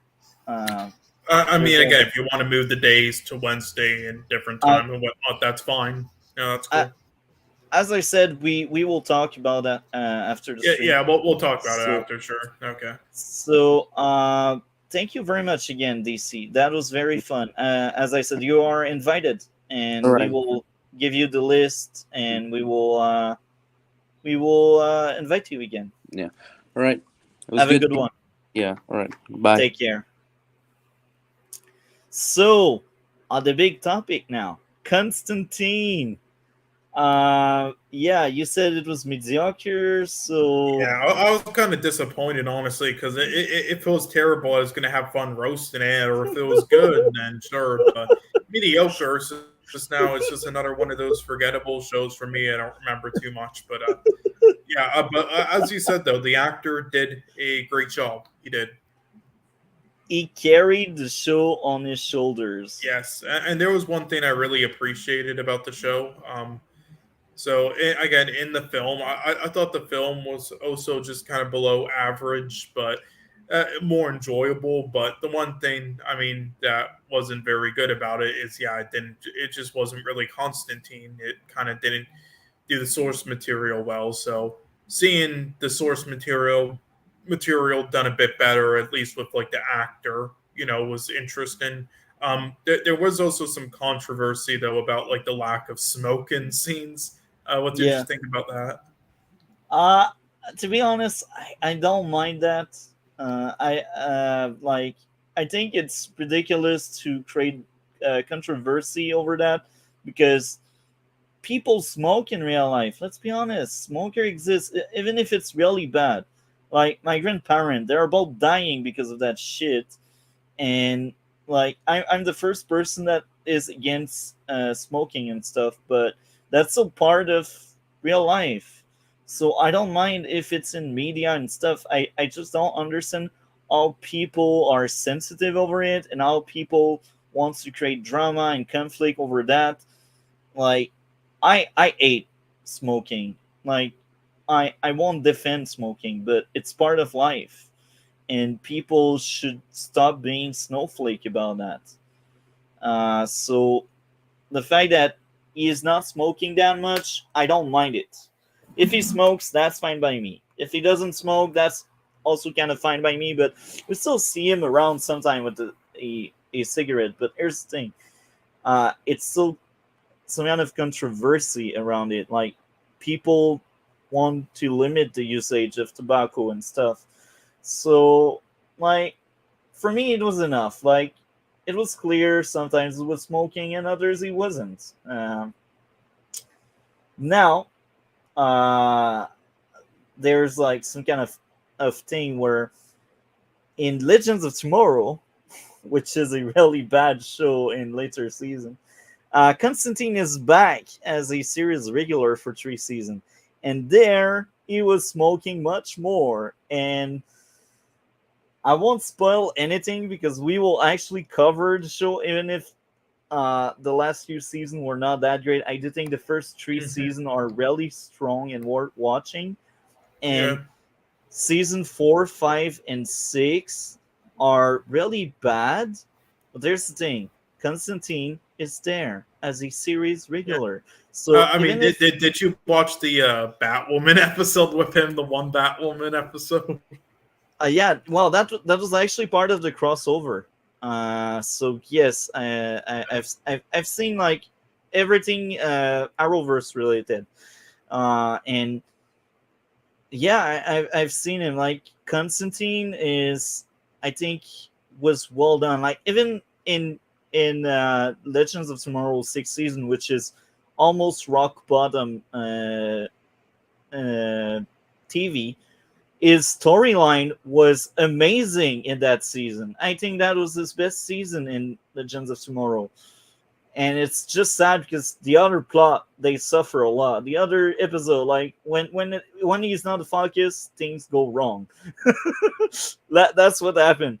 But he was smoking more in DC's Legend of Tomorrow, and they also did some funny jokes around about that. And I won't spoil them. I will wait until we cover that and you see it yourself. But yeah, like I don't need a character that always smoke, but I don't mind if they always smoke. I don't know if you are getting where I'm at with that. I know No, it's part. I know where you're getting at with that. I mean, if it's I important to the character or signature thing, sure. But yeah, I do think it's stupid, but it's not totally. It's not as serious, but I do just like hate that shit though. And also like again, this happened before. There's this again, the developer of the studio who makes the new Gears of War games. He said that about like I'm never gonna put any character smoking in my video games because I can't stand smoking. My father was a smoker. I can't stand it. It's like you gotta put that shit away. Your fucking views and video games, and it's like there was. And he was like, well, there's no characters who smoke in it anyway, so it wasn't going to be in there anyway. It's not important. But it's like, that's not true. In the very first one, the literal captain character smokes all the time. It's like just put your fucking views away from shit. But anyway, yeah, it's dumb, but whatever. Yeah, again, the show is just yeah, the quality definitely isn't great, kind of low, but and the writing isn't really either, but I mean, again, the actor kind of carries it. And again, it was enjoyable watching some scenes in comparison to the film, being a little bit more comic book accurate, I guess you could say. But yeah, that's kind of about it. That I don't have too much to really say to go into, but I mean, I'm sure you have a bit more. Like you said that Yeah, it was actually better on your second watch. yeah. It was better than what I remembered, and I still have issues, and I will point out my biggest issues in the overall season. I won't really speak about deeper into episode because I do think the individual episode, like to just watch one here and there, I think most of them were really effective. They were really good. There's only one weaker episode, and that was like I'm taking a look to my notes right now. Uh, the very weak episode for me was the third one. I think that's the second one with Z. That's really early, like. But anyway, I think my biggest issues here and there, it felt like a second season instead of a first season. And here's my thought process behind that. A lot of things happen off screen. And it's like they want to save money. That's why there's no flashbacks and they're just dropping Easter eggs and stuff. And I don't really like when shows do that. I don't mind when you tell a short tale about something happening in the past. And I don't mind if your story is not an origin story. I don't mind about these things. But I feel like Constantine, it really wanted to appeal a lot to the comic book reader and for them to make videos about Easter egg and stuff. And I think that went against the show because I feel like some of the plot points that they talked about Constantine adventures in the past, I feel like some of it could be flashbacks. And when they did flashbacks about Chaz, the driver, I think that episode was amazing because it gave what I wanted the show to do more often. It gave context and a story built on past events. So I feel like there was a serious lack of flashbacks in this show, and could have used more flashbacks. What do you think of that? What do you think of that? Too much off-screen things happen. Are you still here? Or your neighbor are doing weird stuff? I guess the neighbor are issues here and there. Here and there. Oh, sorry, I was away for a second. Did you say anything to me? Yeah, I was asking you, what did you think of a lot of things happening off screen instead of giving proper flashbacks? Yeah, that was it's just kind of lazy, but Yeah. I don't really like the flashback cliche thing they do. I mean, at least how it's done in most TV shows, at least make it interesting, which they usually don't. It's just the most boring exposition ever. But so I mean, like having stuff off screen, it's like I can understand like maybe you know, some shows do it and they do it well, but I don't know. It's like they're more of like character study shows who focus on other things. So, yeah, I just thought it was stupid with this one. What did you think of the flashback episode with Chaz, the taxi driver?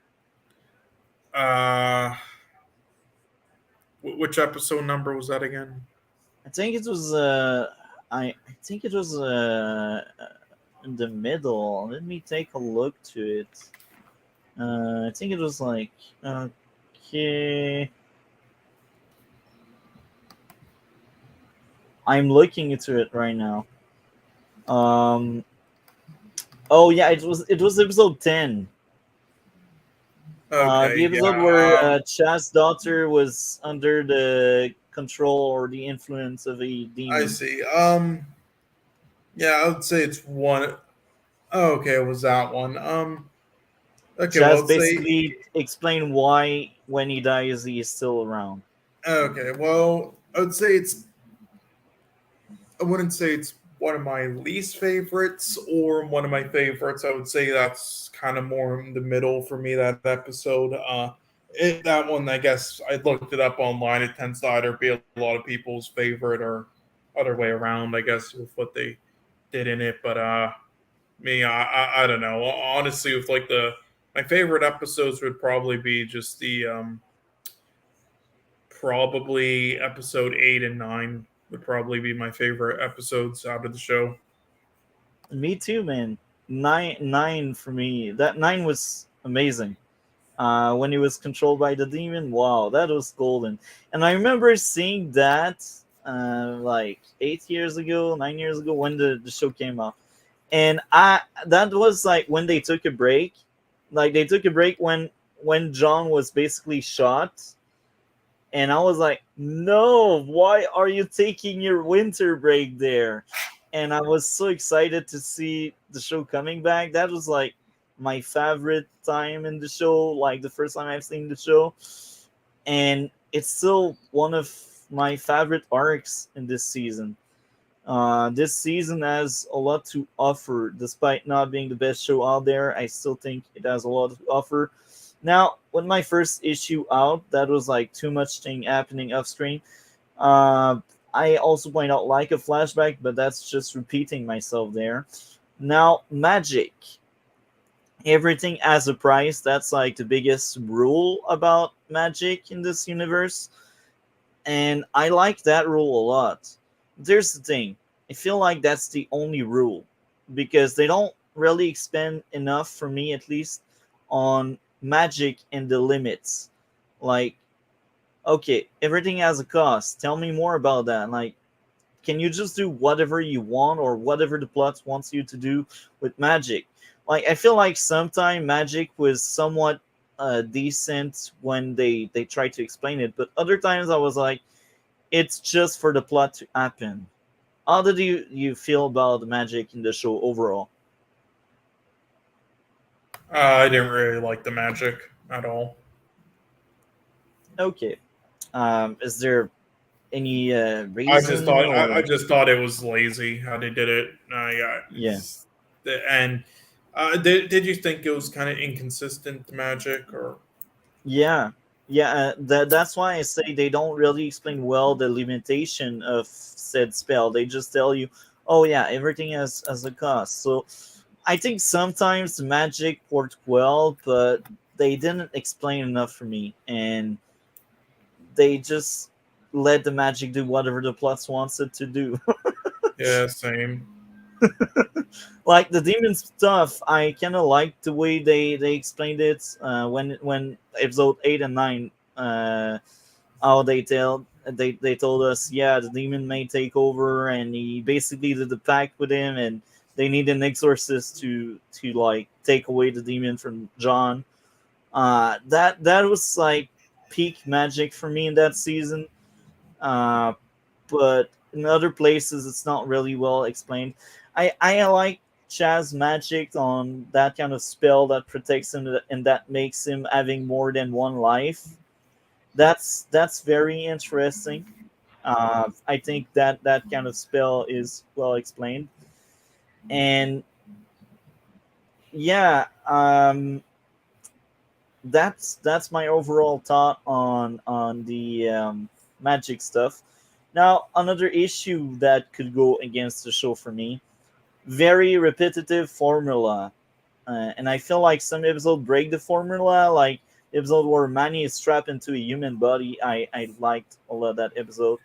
Uh, but like most of the time, it's just weekly stuff, and I won't say there are filler episodes this season. Actually, there's one, but that's actually one of my favorite ones. And after thinking back, I don't think it's a filler, but I could see the argument on why it's filler. It's episode 4, the episode where John basically is forced into placing a demon in one of his old friends, and in the end, his old friends will just die. Do you remember that episode? Yeah, I didn't really like it. It was kind of a bore. Yeah, like that episode at first can come across as filler, but the fact that you get a better understanding on John's character in that episode and how it's really affects him because you see him in the end like holding his friend's hands as his friend is slowly dying. Uh Man, John was also willing to put the creature inside of himself, but he didn't take away that choice from that other person. So um it was a very repetitive formula for me, the overall show. Now, next issue, plot armor is crazy. All these times, Johns and the others should have freaking died on the spot, man. I'm like, bruh, it's crazy. Like the car scene when Z saved John, I was like, John should have died there. Oh my. Um, Next up, some of the weekly villains are weak here. Um, it goes back to the repetitive formula, and like it's just most of the villains this week's are demon, and just because they are demon, they are like one dimensional. They are bad because they are bad, and I think it's a bit sad. And even characters like Peppa Midnight, which is one of my favorite, is not that much of a multi-dimensional character. He's just like that anti-hero stuff. Like he will do stuff to his own gain, even if that can hurt people. Like I feel like this show is really black and white, and I I think it's just a bit lazy. What do you think of like the way they approach evil demons and angel and stuff? Uh, it was kind of one dimensional. Yeah. It was, as you said. I've seen a lot of shows and films do this stuff, and also do what you talked about in episode 4 that you liked, and I've just seen so many do it way better. So I just didn't really care for this. I thought it was forgettable and just not interesting how it was done. There's many things they could have done, and they didn't really do any of it. So yeah. And I think another issue, but that's more on individual episode because sometimes it does work, but others it doesn't. Easy access to crime scene. I'm like, my, just anybody can just come in and do whatever they want on crime scene. Sometimes I was rolling my eyes. What did you think of that aspect of the show? Yeah, it was kind of dumb. But I mean, I don't. For me, I don't really look at that stuff as much. But yeah, now that you mention it, that's kind of another flaw to add. You know, the more that I think about it, maybe it is just bad instead of mediocre. But I don't know. This either way, it wasn't as bad of a show as I thought. Though it was just because I It thought was it'd be just just completely mediocre. terrible. That or bad, which is again, it's better than Yeah. what I thought it would be, which I thought it would just be terrible. So that's something, I guess. So, what is your favorite character? Again, probably just the main character because yeah, he did a great job, and the others I didn't really like too much at all. Yeah. What would be your least favorite episode? Because I know you mentioned it was My okay least for favorite 9 would be your episode favorite. that would probably be the second episode. Oh yeah, the one where they beat Z. Yeah. What did you think of the music? Uh, again forgettable, but well, it wasn't terrible. But Just forgettable. I did yeah. enjoy the music, and Yeah, I don't know. Like a lot of people, they say they enjoy certain stuff that I just thought was not too memorable. Like a lot of people enjoyed the score in Joker, but I don't I I don't get it. I thought that was kind of a forgettable score. There was many other scores that were a lot better that year, so I don't know. so I think overall this season, the best part of it was clearly John Constantine. I think it was well played by the actor. I also enjoyed a lot Z as a character. She was very interesting, and she is the kind of female character we need more often in shows. She has her flaws for sure. Like she didn't beat the crap out of these people that wanted to capture her and bring her to her father. You know, like she was captured in the end. She tried her best to escape, and it was believable. And when she indeed escaped after getting in the truck, that actually made sense, and it was very believable. And she is scared like a normal person would be in some situation she's put in. She cares for others the way people would care for others. It's just very relatable, I think. And Chaz, the taxi driver, he was interesting. Like him doing some self sacrifice there, that was good. Um, Manny the angel. What did you think of the angel? Uh, he was all right, I guess. I think what they wanted to do before they got canceled with season 2 is making Manny a villain because he helped the good guys. So because of that, he needed to help the bad guys as well.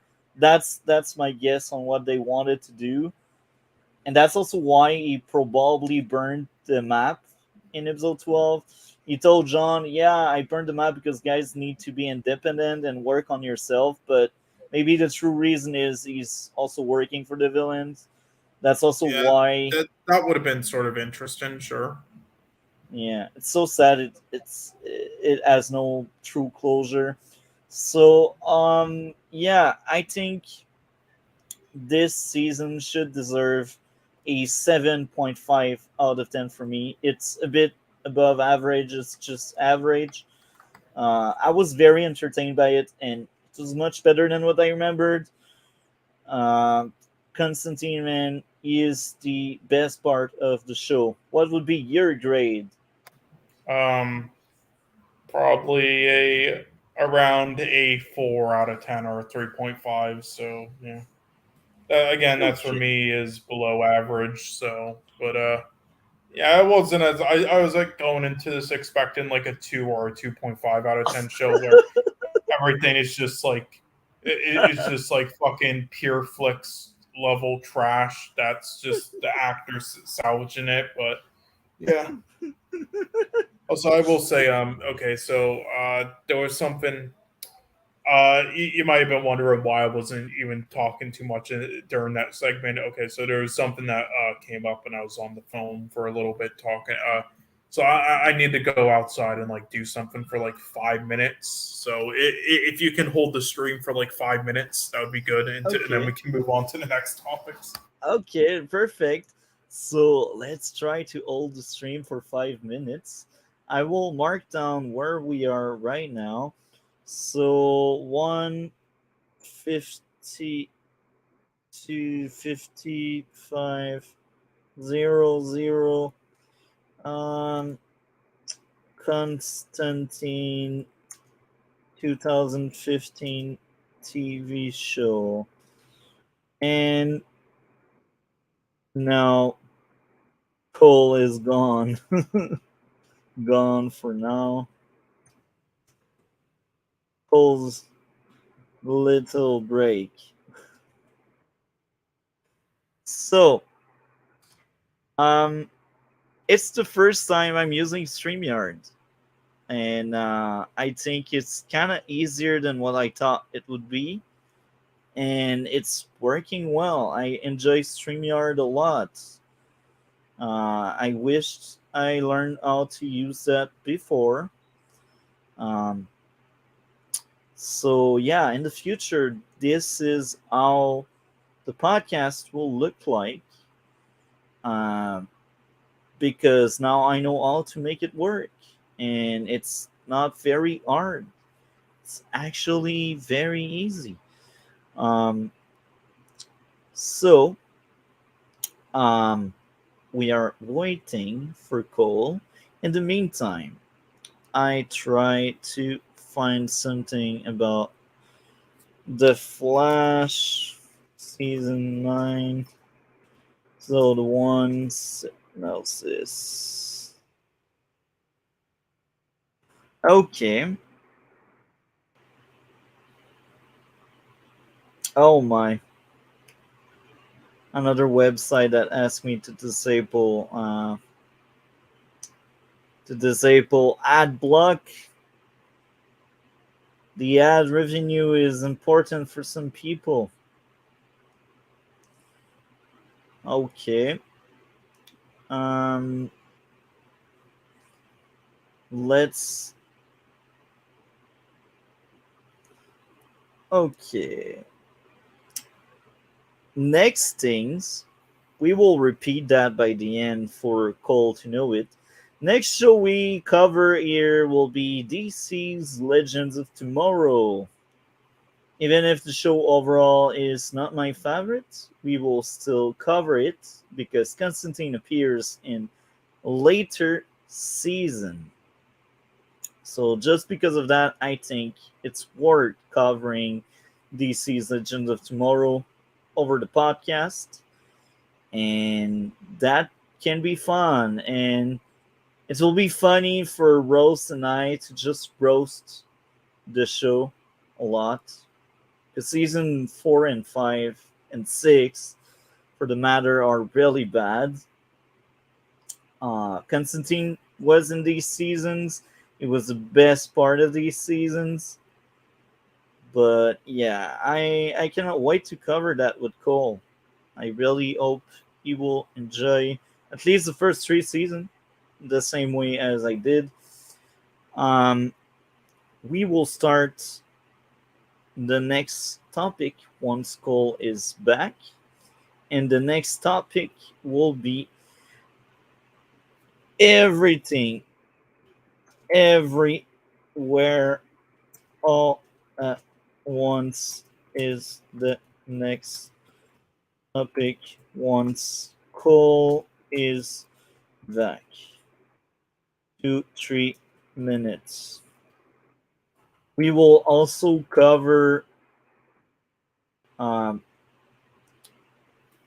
the other movie later on in these streams. All quiet in the Western Front will be the second movie we cover this week.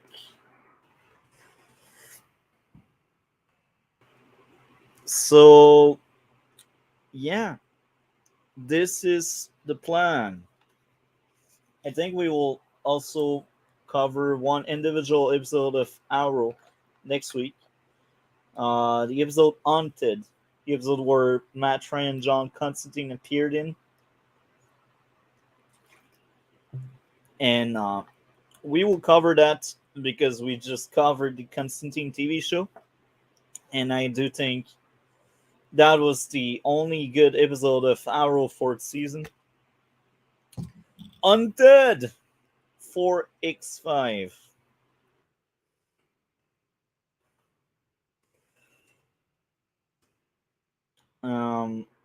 Arrow season 4 episode 5, because of the John Constantine appearance. So we are waiting for Cole to come back. He said 5 minutes, and these 5 minutes are almost done, so you should be back soon. We will. Yeah, sorry, back now. Okay, so yeah, to keep them entertained, I was basically speaking about what we plan on covering next week and what we will cover once you're back. And now you're back. I forgot. Did I say the films we would cover next week already? I don't remember.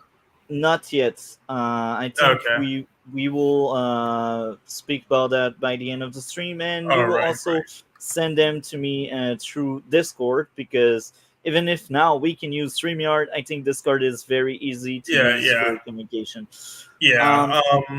We'll probably, again, we're going to go through as much of them as we can before like March 12th or wherever it starts, but we'll get the best picture ones out of the way first. So next week we'll probably do probably Triangle Sadness, and then we would probably, what we'll do is watch the 2 Top Gun Maverick films, the first one, and then that could be kept for like next week. We cover Avatar 1 and 2, and then we could cover Top Gun 1 and 2 the following week. Yeah. So that could be a great plan. So everything, everywhere, all at once. Yeah. So everything, I will mark it down here. I marked down this here because that helps me when I timestamp the streams. Yeah. So everywhere.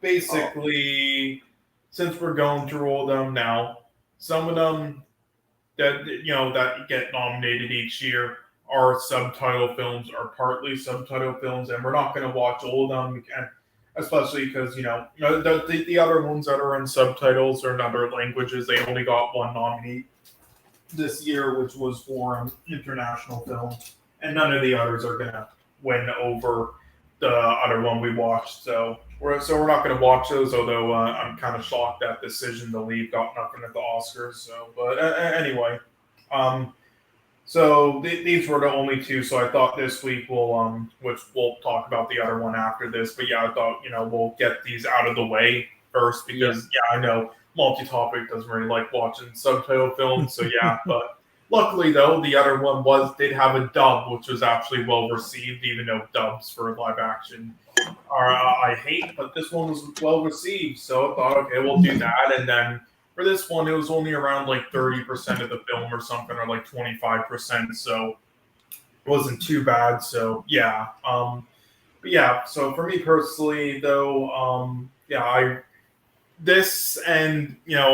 know Multi-Topic didn't like it so much, but the Banshees of Inisherin, these 2 though would probably be like and Tar, probably like some of my favorite films of the year, and then also The Northman, which we won't be, maybe in the future we'll watch, but not now because it sadly didn't get anything because those fucking cocksuckers don't like nominating those type of films.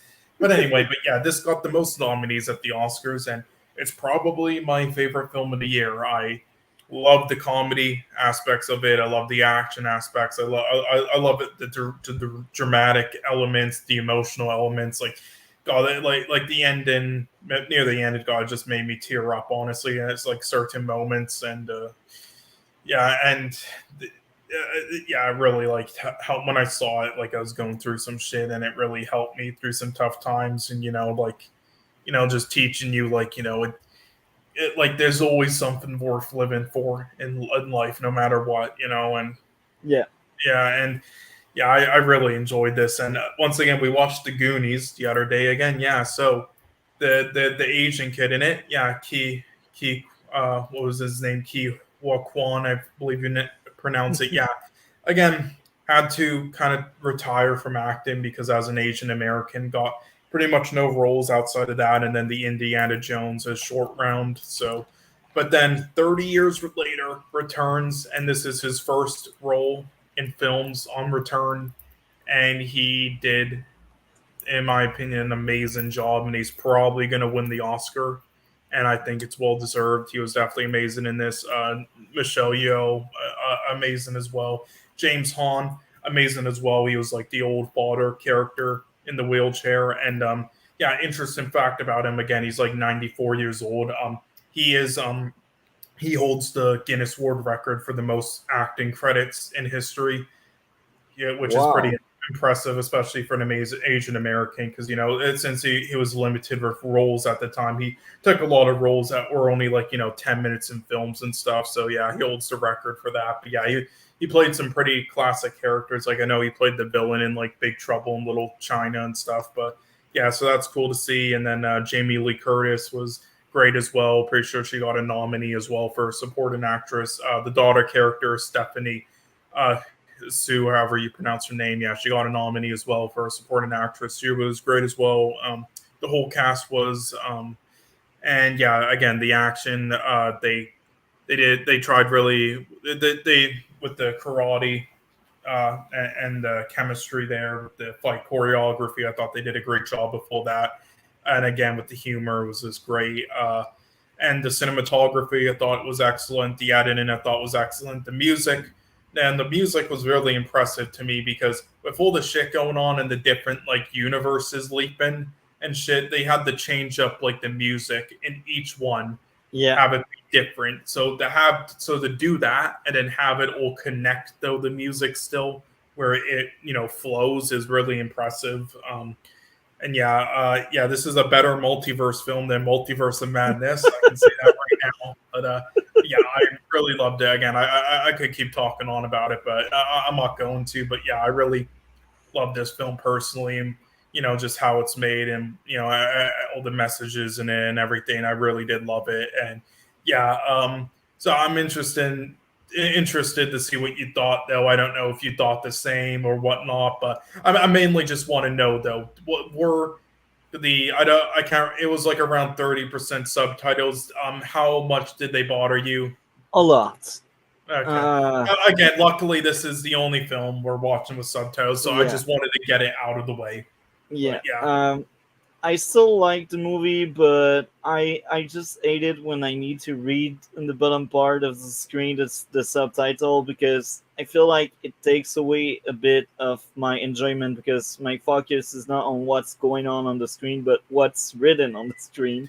Yeah, and you see, that's fair enough. And I know a lot of people are going to be like, oh, you don't like reading. Well, it's not just that. It's like there's some people like multi-topic who could just be, from other country or like multiple languages, so it's harder for them to like read fast enough. Or there's people with like a reading disability, so which is what dubs are made for mainly. Like again, I used to have that, since I have dyslexia. But again, for me though, with like reading subtitles, like I used to have that issue, but in my opinion, like I don't know if it would happen with everybody or you, but I think the more subtitle films you watch, so the better you'll be at like reading them faster, and in a way where you'll be able to read it all and still pay attention perfectly to everything going on at screen at the same time. And then after you watch the film, when you think back on it, you don't think back on it in the other language. It will just like they'll be speaking English to you with the subtitles in their voices. So, but that's just me. But anyway. But for me, as I said, it does take away parts of the enjoyment of a movie, because movie is more than just a storyline and actors telling a story. I will say the one good thing though is you watch this online instead of theaters, so you got to pause and stuff, focus on. So that's good, because if you watch this in theaters, then I can understand the struggle. Yeah. Sometimes I did rewind at some places because I was like, what's going on? Yeah. But I still enjoyed the movie, but I don't like subtitles. I really hate that. That's fine. Again, I just we're going through all these. This is the only one in subtitles, and it's probably that's in like, and it's only half of them or whatnot, and it's probably the film that's going to win Best Picture with how praised it is. So I thought we'll watch it anyway. Get it over with, because it's probably going to win. Spoiler alert, because it got the most nominees and it has just the best ratings on every site by everybody. So I think it's going to win. Honestly, it's probably going to come down to either that, the Banshees, or the Fablemans. That's probably the top three when it comes to winning right now. Yeah. So let's start off with my issues. Miss number 1. Crazy plot armor on pretty much everyone. Man, I know you don't really look into that kind of stuff, but I do. And when I feel like there's plot armor on a character, or characters in that case, I'm like, whoa. Well, I mean, it depends. In certain things, I do look at plot armor, but it depends. Like for a film like this, multi-topic, again, all this stuff is basically in her imagination. All the multiverses and stuff, and the one universe, and with her fight and everything, it's all kind of like in her imagination. And so because of that, I don't really have an issue with plot armor, because it makes sense in that aspect. And with her, the quote, like you were like, you tried a little bit at everything and failed at everything. Like you're so bad at everything that it's like, what was the quote? Like you're not amazing at anything that it makes you like good at everything, or like you failed at everything that it gives you that versatility, whatever the quote was. But yeah, so it does the thing they went with. But again, it's all an imagination kind of, and in that universe. So because of that, plot armor didn't mind it, because it wasn't meant to be like taken so seriously, kind of tongue-in-cheek and with the comedy and everything. So again, for me with plot armor, it just depends on the film. In this type of film, though, didn't mind it, but that's just me. So next issues. Now I may get some flack for that. Oh, I'm sorry. Did you want to give like examples though on the plot armor? Or I don't have specifics one, to be honest, because there's a lot of action going on in many places, so I can't really remember. Like maybe how about the one where it's like she just started learning how to like fight, and she was like able to take down Jamie Lee Curtis's character? Not that much. Well, considering how they set up that learning skills is fast. It's kind of like being installed. Like again, she learned like karate and everything and all that stuff because of then her imagining it in another universe where she was a karate master. I think the biggest example of the plot armor that bothered me was when she seemingly died, but she was brought back by defib, and like I had a CPR course, like first aid, and when you have first aid, defib and stuff, and they are telling you like, sometime it's not enough. You won't be able to bring back some people. So I feel like I know the movie would have ended if she really died. Yeah. I mean, on the other hand, though, I mean, you can revive them with CPR, though, and again, that whole thing that with her dying was mainly just supposed to like throw you off, and also to get some more like info with her and the daughter character in like the present day and stuff, So it wasn't meant to be like plot armor, like important to the plot to move on. It was mainly to mainly as just like something extra to me personally, but I don't know. I still think like defib, you need to be fast, and when you're waiting for defib, you still need to like do the pressures with your ends, because it like to maintain the person alive, and yeah, but I mean, there have been people who like drowned for like 5 minutes, no CPR before, and then they take them to the beach and are able to revive them. So yeah, but I still thought that was throughout the movie that's the biggest example of it. But another example would be like when the grandfather wanted to kill the granddaughter, because that's the villain of the movie, the granddaughter. And there was that hesitation, and just because of that hesitation, she was able to run away. Now, here again, if you kill that girl that early, you just end the movie. But I think there are smarter way where you can make the person get away with it.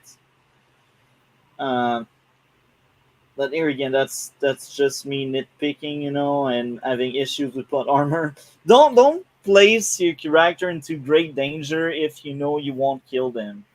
Just don't do that. Well, That's I mean, how I see it.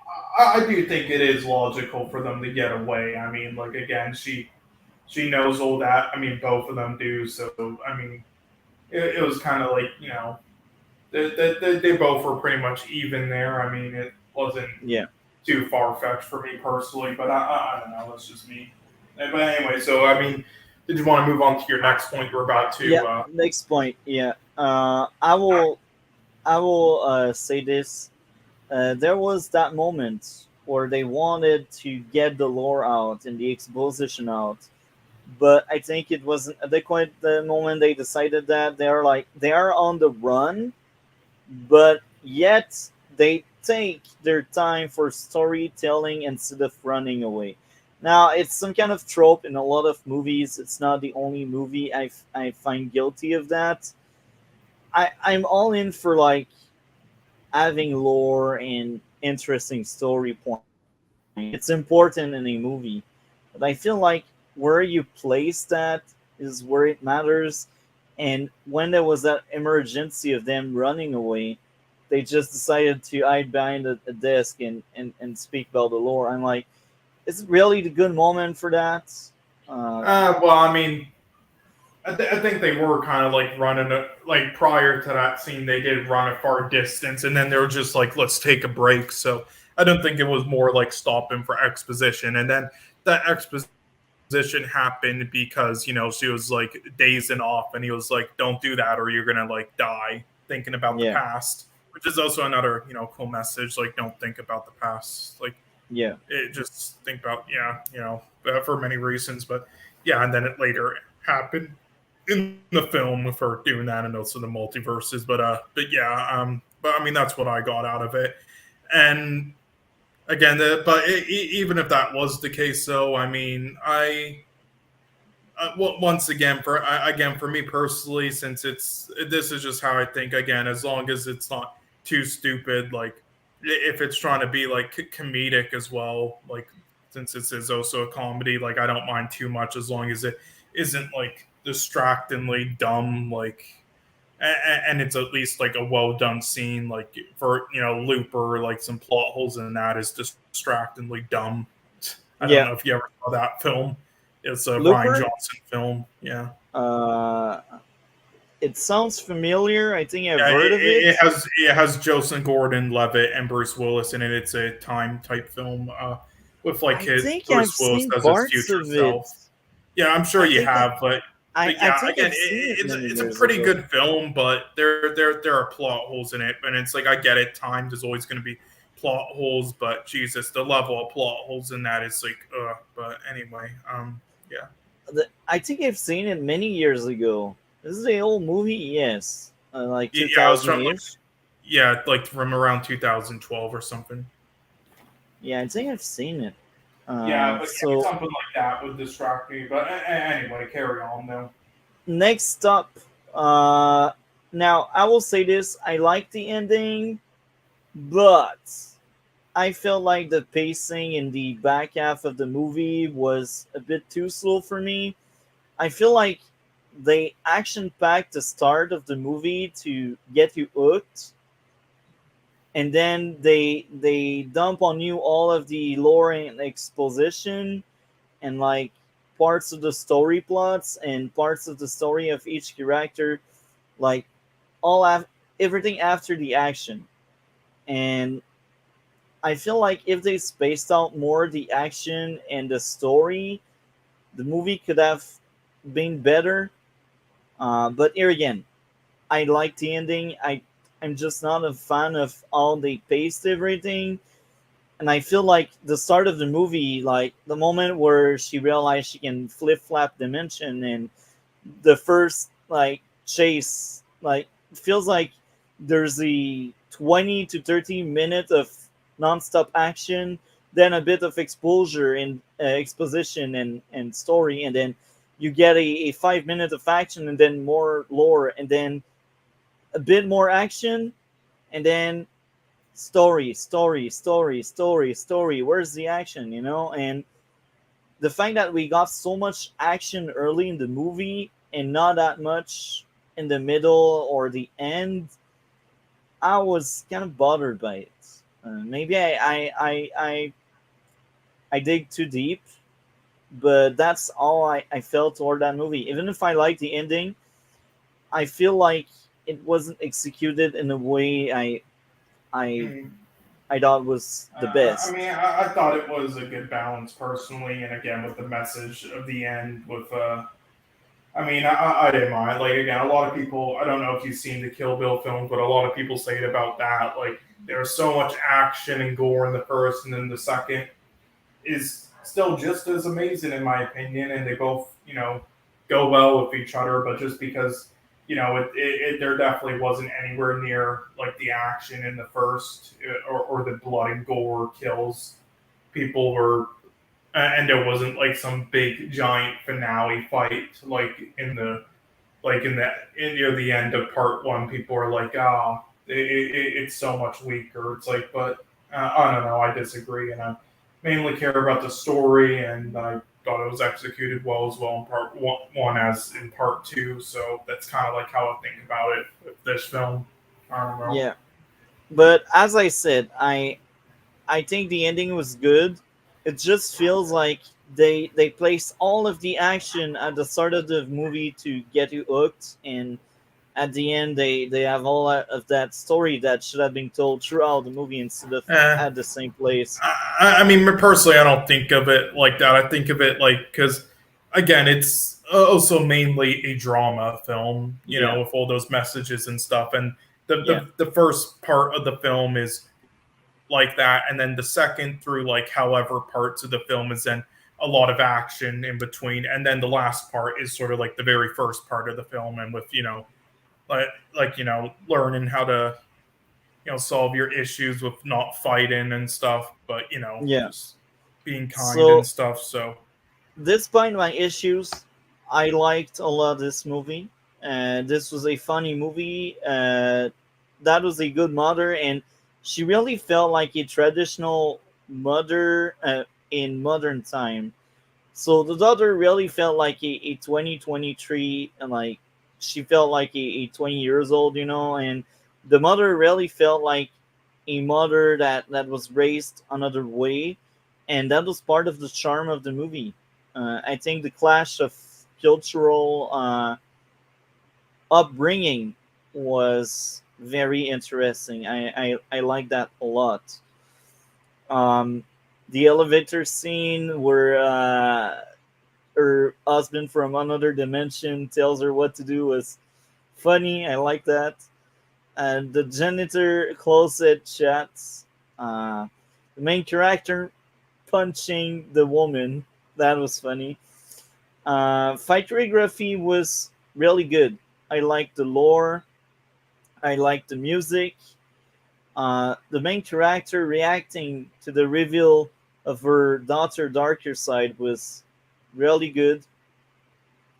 The explanation on why the main character is the one, the fact that she is just below average everywhere, she must be the best because there's one thing she's good at, and she's at being average. I like that explanation. Well, I think that was part of the charm.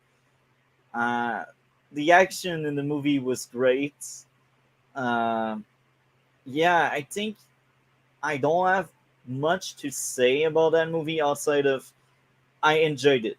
Um, the action, characters, uh, like the daughters being the way she is, they felt real in that fantasy world, and I like that kind of stuff. I feel like they really wanted to tell a somewhat personal story with these characters, uh, and that was what made the movie interesting. The characters add a lot of charisma. Um, I I don't know if I have much more to add. Um, I think I would give this movie a 9 out of 10, and out of the 9 out of 10s, I think this one would be my favorite out of all That of. that is surprising. I didn't expect that. What did you expect? Well, no, it's because I thought I thought at least like the subtitles would bother you enough to drop at a point, and then the other issues would drop at another point, and then it would be around like a 7, like in Sondi's. So I was expecting like around a 7. So the 9 rating was, damn, I wasn't expecting that. Yeah, it's a good movie. I think it's a good movie. I'm still bothered a lot by the subtitle, but this Yeah, time I around, mean there could be a dub version, but I don't think there is yet. They could make one, but yeah. but like in this movie, I can understand sometimes maybe why they would speak Chinese, but even there, like subtitle bothered me, but I felt like it was unfair for this movie to take away full points for subtitle. I just didn't mention subtitle in my issues because I expected that much subtitle. Even if I don't like that, I kind of knew what I was getting into. Um, and yeah, I think it's a fair 9. Despite my issues, it's a fair 9 because I can see a good movie when I see one, and um, yeah, 9 out of 10. What would be your grade for this movie? Yeah, well, it would be a 10. Again, this is probably my favorite film of the year. Yeah, really loved it. I rewatched it like 2 times now, and yeah. Like, even if I gave a 9 to this movie, I don't see myself rewatching anytime soon just because of the freaking subtitle. I'm like, it's a big turn up for me. Like, I'm fine with watching once because that was a good movie, but man, going back at that one because of the subtitle, no, no, no, no, no. It's a vibe killer for me. So I guess now we can move to the next topic. All quiet in the Western Front, and I will say Yes. this: I was glad my version was in English. I was glad. No subtitle. Thank you, website. Yeah. Yeah. Yeah, now, yeah, I usually not a fan of dubs, at least in live action, because yeah, the voices are very different. But they did again in this one though they did a lot better with the dub in live action than many others. So yeah, this was some of the better or best live action dub I've seen. So yeah, that's why. The one in like Squid Game was so fucking horrendous. Like I don't know if you heard of that show, but yeah. But yeah, so I've yeah, heard this about was Squid Game a lot. yeah. Yeah, maybe you'll watch it, but you would probably have to watch it in the dub, and the dub sucks. But Yeah. yeah. So yeah, a classic war film about World War One on the German side of things, and yeah, so this was this was based on a novel, and also there were two other adaptations of this before in film. One of them was in the 1930s, a black and white, film. One of the first film. They call it like a talkies at the time, or whatever they call it at the time, because a lot of them were silent films still. Um, but yeah, and it won Best Picture, so yeah. And considered one of the best films, I guess, and one of the best black and white films of all time. And then there was another adaptation in the 70s, and then this was the first one that was actually in where they speak German, actually, and yeah, with this type of budget and everything. And yeah, I thought it was overall pretty great, but I've seen a lot of war films, and my bar for war films are pretty high. And there's been better war films that I've seen than this, definitely, in all the aspects like cinematography, production design, makeup and hairstyle and all that stuff. And but it was still a great one, and like the realism of the characters. I did have some issues with it. Again, the set design of the bunkers wasn't as realistic to World War One as I wanted it to. And the musical score, there were points in it that were great, and it kind of reminded me of like the score in this game, 1111 Memories Retold, which is a World War One story game, which I thought was amazing. But then at other points, so it was really cheesy and just like this same noted theme that I just thought it would have been better just without any music during. And there's also So here's the thing: in the novel and the original film, one important aspect of All Quiet on the Western Front is to show the effects of war to people after they come home and everything, and aren't treated as heroes, or like the effects of adjusting at home and everything, and that war has on people, and also just like being an anti-war film. And they didn't really do that in this film, and because they tried to go with something a little different besides what the novel did at points in the original film, and also for that like surprising thing at the end of him just like dying right as the war ends.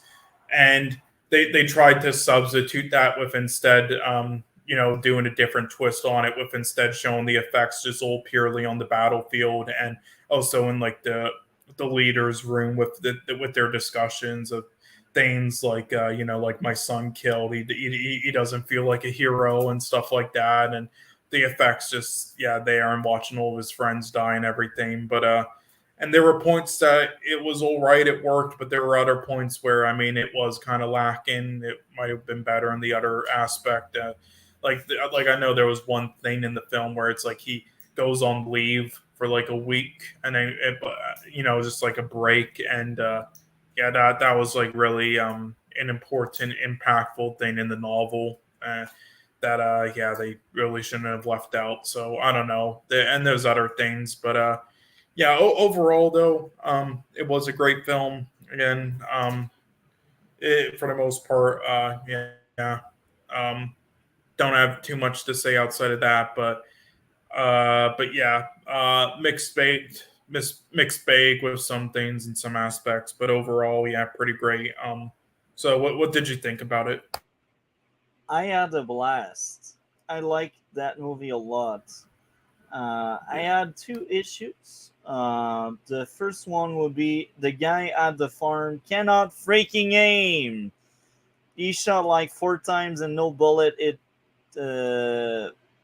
the soldier that was running away with the. It is a lot harder to chicken aim than you think, especially with those rifles. Especially when Yeah. the thing is that they were running in like a zigzag motion. That is really hard to hit somebody. Yeah. So next issue would be the pacing by the middle/end. I feel like in the 2 hour and a half runtime, I feel like the movie could have been done in 2 hour, maybe 2 hour and 10 minute ish, because I feel like there's a lot of scenes that could be trimmed down. Like, I don't feel like they could have removed entire scene, but I do think most of what was going on could have been trimmed down. And the biggest thing I would trim down was in the dorm. There was the scene in the dorm. I think it was like kind of early in the movie where they get woke up by the soldier, the general or whatever. But outside of that, I think the movie was really good. The action sequence felt real. The music, I liked it a lot. The speech to convince the young people to go at war was very interesting. And I've enjoyed a lot the fact that the battlefield was harsh and very fast. They don't hesitate to kill off people. Yeah, and they And show there's like no honor in the end. Like this shit is all a lie. Like you just look at the ending as well. Do any of those people feel honored? Like like fighting like that near the end and killing people and a lot of people dying. It's like no, it was all worthless. Just this whole thing was worthless. And they showed at the end they only moved like a couple meters.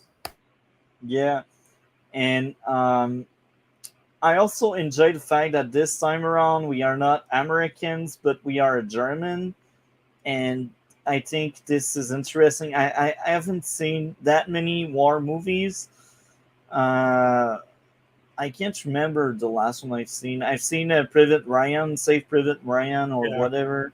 That's Yeah, old like I the mean, world. I've But seen hundreds, so for me personally, there were better ones for me, but yeah, yeah, but this is definitely a great one. Yeah, um, man, the sound effects were good. Uh, People reacting to what's going on, you could see and tell how afraid they were when they were bombing the place and they were in the bunker. Man, that was interesting. And how some of the characters they break down after seeing their ally just dying, drop dead on the ground, and the collect of badges to tell the instance how bad this is on the field, and the general reaction to it. I think this movie really felt real, and it was well done. I have a lot of likes. Like I was entertained by the movie. Um, the day to day of the military being the focus was also interesting because it's more than just a war movie. They wanted you to care for these characters outside of just like the action, and it didn't take away anything because the action was good and they delivered good enough action. I yeah, enjoyed a lot the nighttime warfare, uh, when they were basically in trenches before the bombing. Um, Now, I will also say this: the French accent was great. I think they probably casted people that were naturally speaking French because they really sounded French. And when French was spoken, that was good French. yeah. Well, it was rarely, but I I don't praise a lot that kind of stuff because sometimes yeah, I mean, I well, what think did you think of the German accents? Because that was like the main part of the film.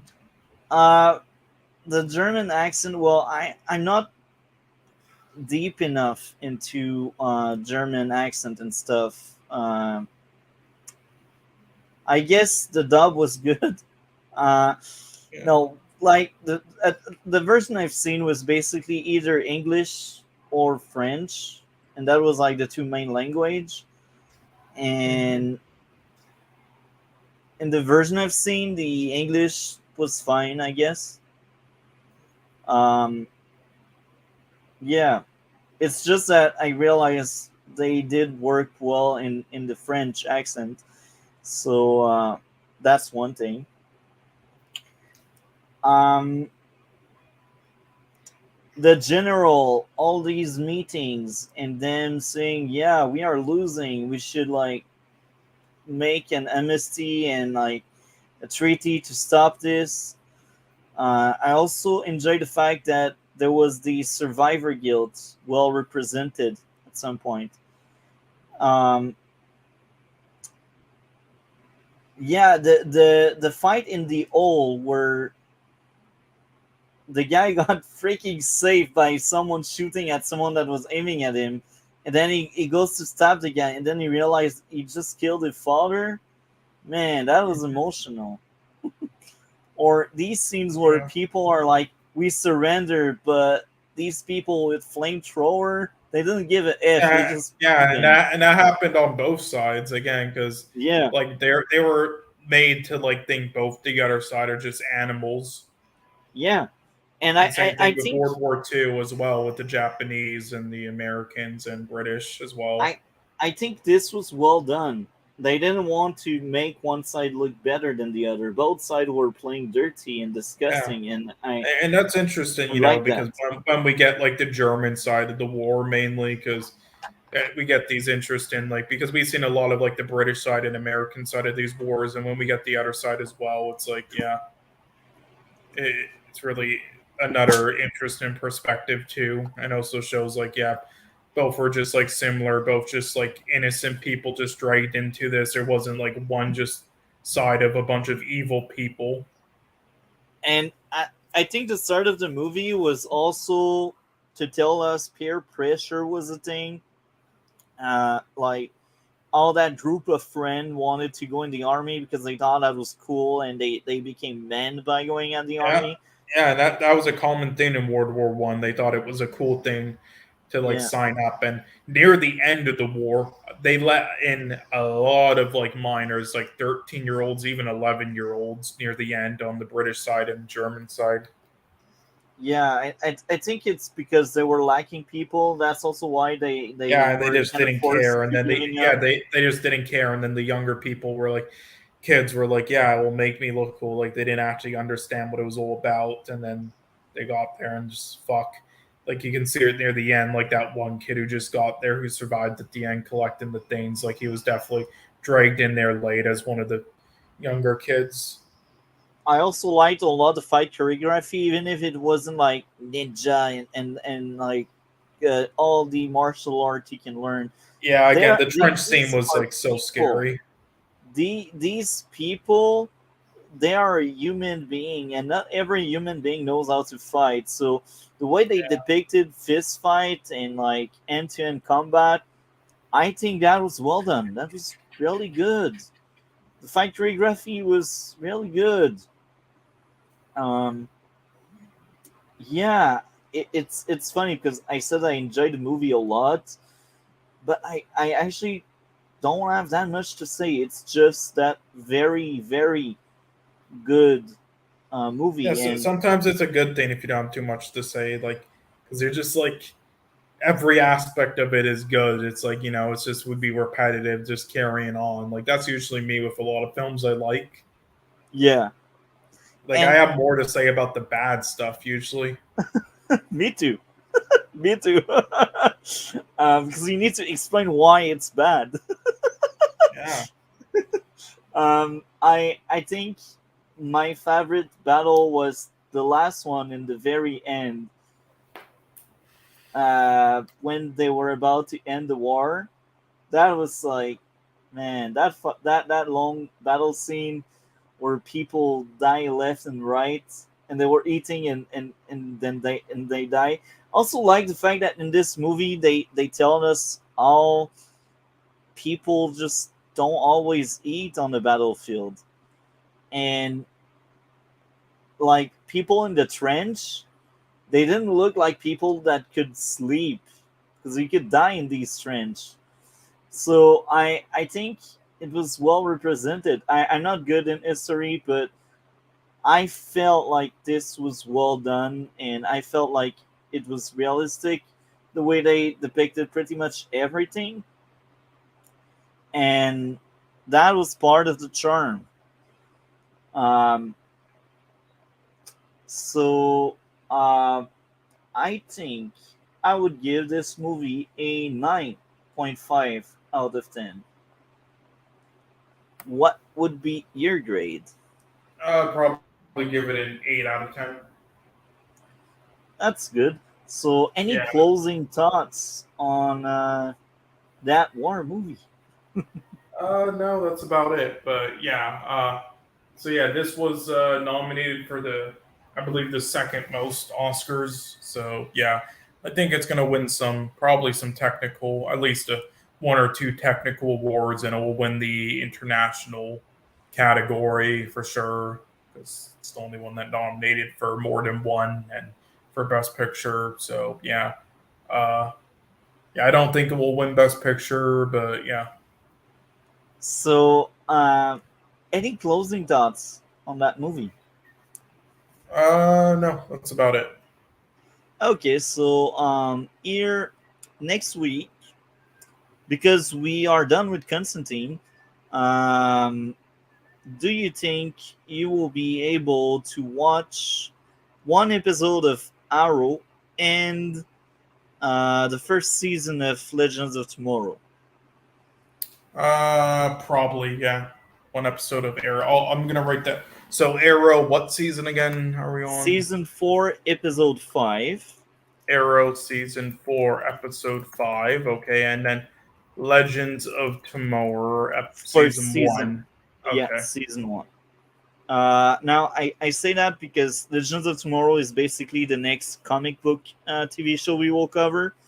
And John Constantine is part of Legends of Tomorrow later season. The worst season of the show, have Constantine being the best part of it. That's funny.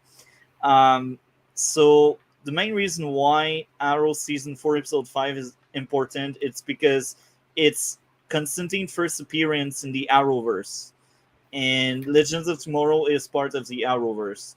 So that's why it's important. Like, John Constantine appears in that episode of Arrow. He is like the weekly character we meet, and that's also funny because he will be brought to Legends of Tomorrow only in the 3rd season. But the first 3 seasons are actually the first one is not that great. The first one is just fine. Season 2 is amazing. I think this is peak comic book TV show for me. Season 3 was just fine. And then we get Constantine, basically in season 3, was part of season 3. And he is also a regular in season 4, 5, and 6. The worst 3 seasons of the show, but not because of him, because he did a great job, But yeah, next week, Legends of Tomorrow, first season, and Arrow season 4, episode 5. And I'd suggest you to start with Arrow season 4, episode 5 first, because in the timeline, that's the first one that occurs. Like, Legends happen after in the timeline. So yeah, we will speak further. So we will speak a bit after the stream. So, anything else you'd like to add before I end the stream? No, that's about it. But yeah, so for the films though next week, I'm just gonna check again which ones are we on my list here. So yeah, yeah, Babylon just came out digitally. So yeah, we'll watch that eventually. But yeah, Women Talking will be the last one to watch, probably out of the Best Picture ones, because yeah, that's going to take a little bit to come out digitally. But yeah, okay. So but yeah, next week we'll probably discuss Top Gun, I guess, and Top Gun Maverick, and then Triangle Sadness if we have time. So we'll do those 2 to 3. And then after that, and then we can do the Avatar films either next week as well or the week after, whenever. It doesn't really matter. I mean, we already saw them, so it's just whenever we want to do them. Yeah. But yeah, and then after that, I mean, it will just be the one out of those main ones that we will just have to wait for, and then we can go through the other ones that weren't Best Picture nominated, but did get nominees, such as The Whale and After Some, whenever they release, or ones that are already out. So yeah, we'll go through all those, I guess. Yep. Man, thank you very much again. That was an amazing stream as usual. I enjoyed having some guests. I did reach out to Jaded. He didn't respond. Maybe he had something else going on. Yeah, who knows, really? Eventually, I hope we can maybe have him. That could be great. With that being said, I think this is the right moment to end this stream. Yep.